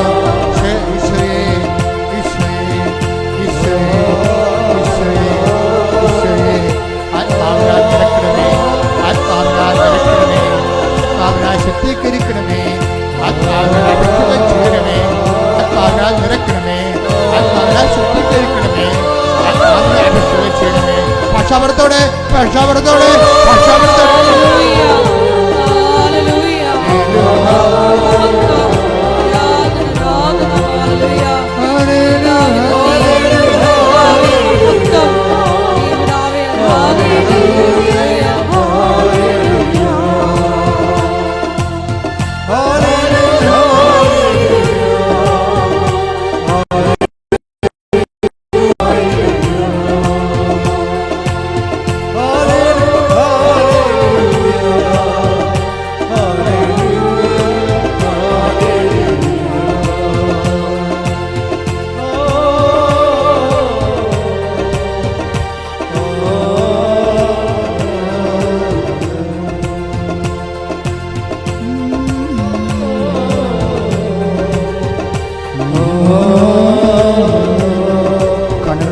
കർത്താവിനെ അനുഭവിക്കട്ടെ. കർത്താവ് നിങ്ങളുടെ അഭിഷേകത്തിനായി നന്ദി പറയട്ടെ. കർത്താവ് നൽകി ശക്തിക്കായി നന്ദി പറയട്ടെ. കർത്താവ് നൽകി ധൈര്യത്തിന് നന്ദി പറയട്ടെ. യോശുവയെ ശക്തിപ്പെടുത്തിയ പോലെ, മോസസിനെ ശക്തിപ്പെടുത്തിയ പോലെ കർത്താവ് നിന്നെ ശക്തിപ്പെടുത്തിയ സമയമാണ്. ധൈര്യത്തിൻ്റെ അഭിഷേകത്തിനായി,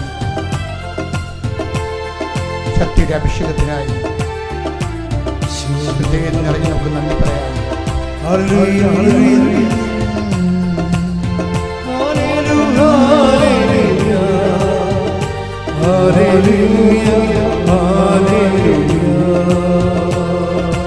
ആൽബത്തോടെ എല്ലാവരും ഓരോ മനുഷ്യരും ആലപിച്ചുകൊണ്ട് ആൽബത്തോടെ മൂളിക്കൊണ്ട് പ്രാർത്ഥനയുടെ ഭക്തിയുടെ താളങ്ങളെ കർത്താവിൻ്റെ സാന്നിധ്യം ഹൃദയത്തിലേക്ക് വരവേൽക്കുക.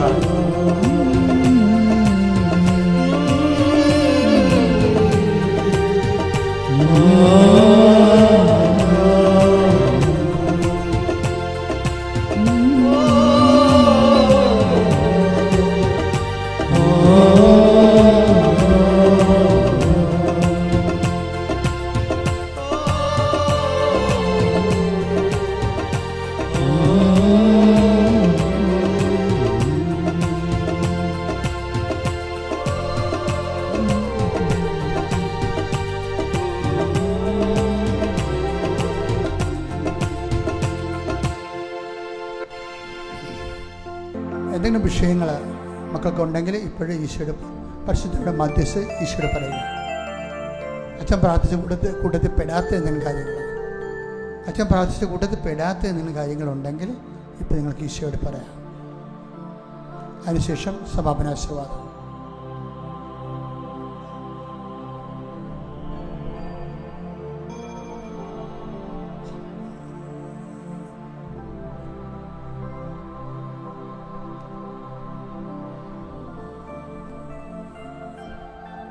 ഞായറാഴ്ചയും വ്യാഴാഴ്ചയും ഒഴിച്ചാണ് അച്ഛൻ എല്ലാ ദിവസവും ആൾക്കാരെ കാണുന്നത്.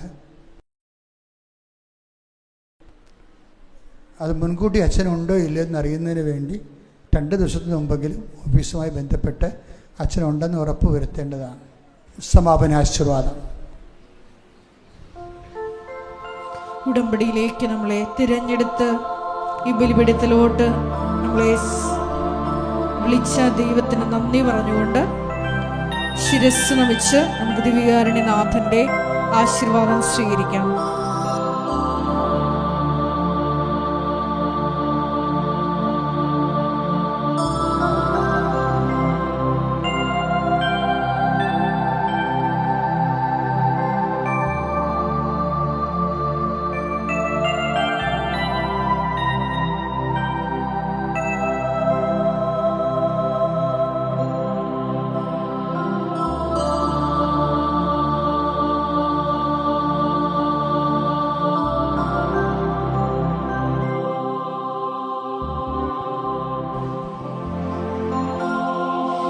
പരിശുദ്ധ പരമമാ ദിവ്യകാരുണ്യമേ,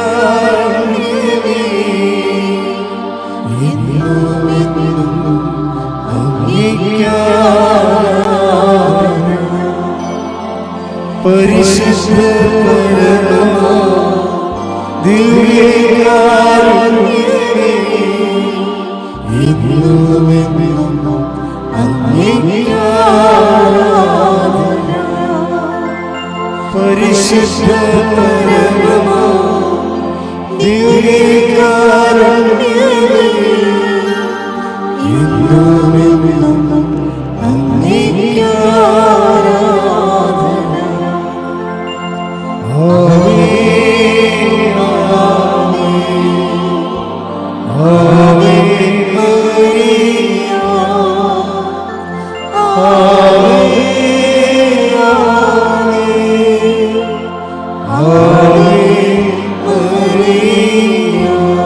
സ്നേഹമുള്ളവരെ, പ്രധാനപ്പെട്ട അറിയിപ്പുകളാണ് ഈ സമയം നൽകുന്നത്. കൃപാസനത്തിൽ എല്ലാ ദിവസവും മരിയൻ ഉടമ്പടി എടുക്കാനും പുതുക്കാനുമുള്ള അവസരം ഉണ്ടായിരിക്കുന്നതാണ്. അതുപോലെ തന്നെ എല്ലാ ദിവസവും രാവിലെ 10:30 ഇംഗ്ലീഷ് മരിയൻ ഉടമ്പടി ക്ലാസ്സും ഉച്ചകഴിഞ്ഞ് 1:30 ഹിന്ദി മരിയൻ ഉടമ്പടി ക്ലാസ്സും രണ്ടാം ചൊവ്വാഴ്ചകളിൽ തമിഴ് മരിയൻ ഉടമ്പടി ക്ലാസ്സും രാവിലെ 10 മണിക്ക് ഉണ്ടായിരിക്കുന്നതാണ്. കൃപാസനത്തിൽ സമർപ്പണ ജീവിതം നയിക്കാൻ ആഗ്രഹിക്കുന്ന യുവതികൾ, +2 ഡിഗ്രി പാസ്സായ കുട്ടികൾ 82 81 29 75 11 എന്ന വാട്സപ്പ് നമ്പറിൽ ബന്ധപ്പെടുക. അതുമല്ലെങ്കിൽ apparitionmissionaries@gmail.com എന്ന ഇമെയിൽ അഡ്രസ്സിൽ കോൺടാക്റ്റ് ചെയ്യുക. കൃപാസനം പത്രം 23 ഭാഷകളിൽ ലഭ്യമാണ്. നിങ്ങൾ ആയിരിക്കുന്ന ഇടങ്ങളിൽ ഏത് ഭാഷ കൊടുത്താൽ ദൈവജനത്തിന് ഏറ്റവും പ്രയോജനകരമാകും എന്നുള്ള ഭാഷകളാണ് ഉടമ്പടി എടുക്കുന്ന സഹോദരങ്ങൾ വാങ്ങിച്ചുകൊണ്ട് പോകേണ്ടത് എന്നുള്ള കാര്യം സ്നേഹപൂർവ്വം ഓർമ്മപ്പെടുത്തുന്നു.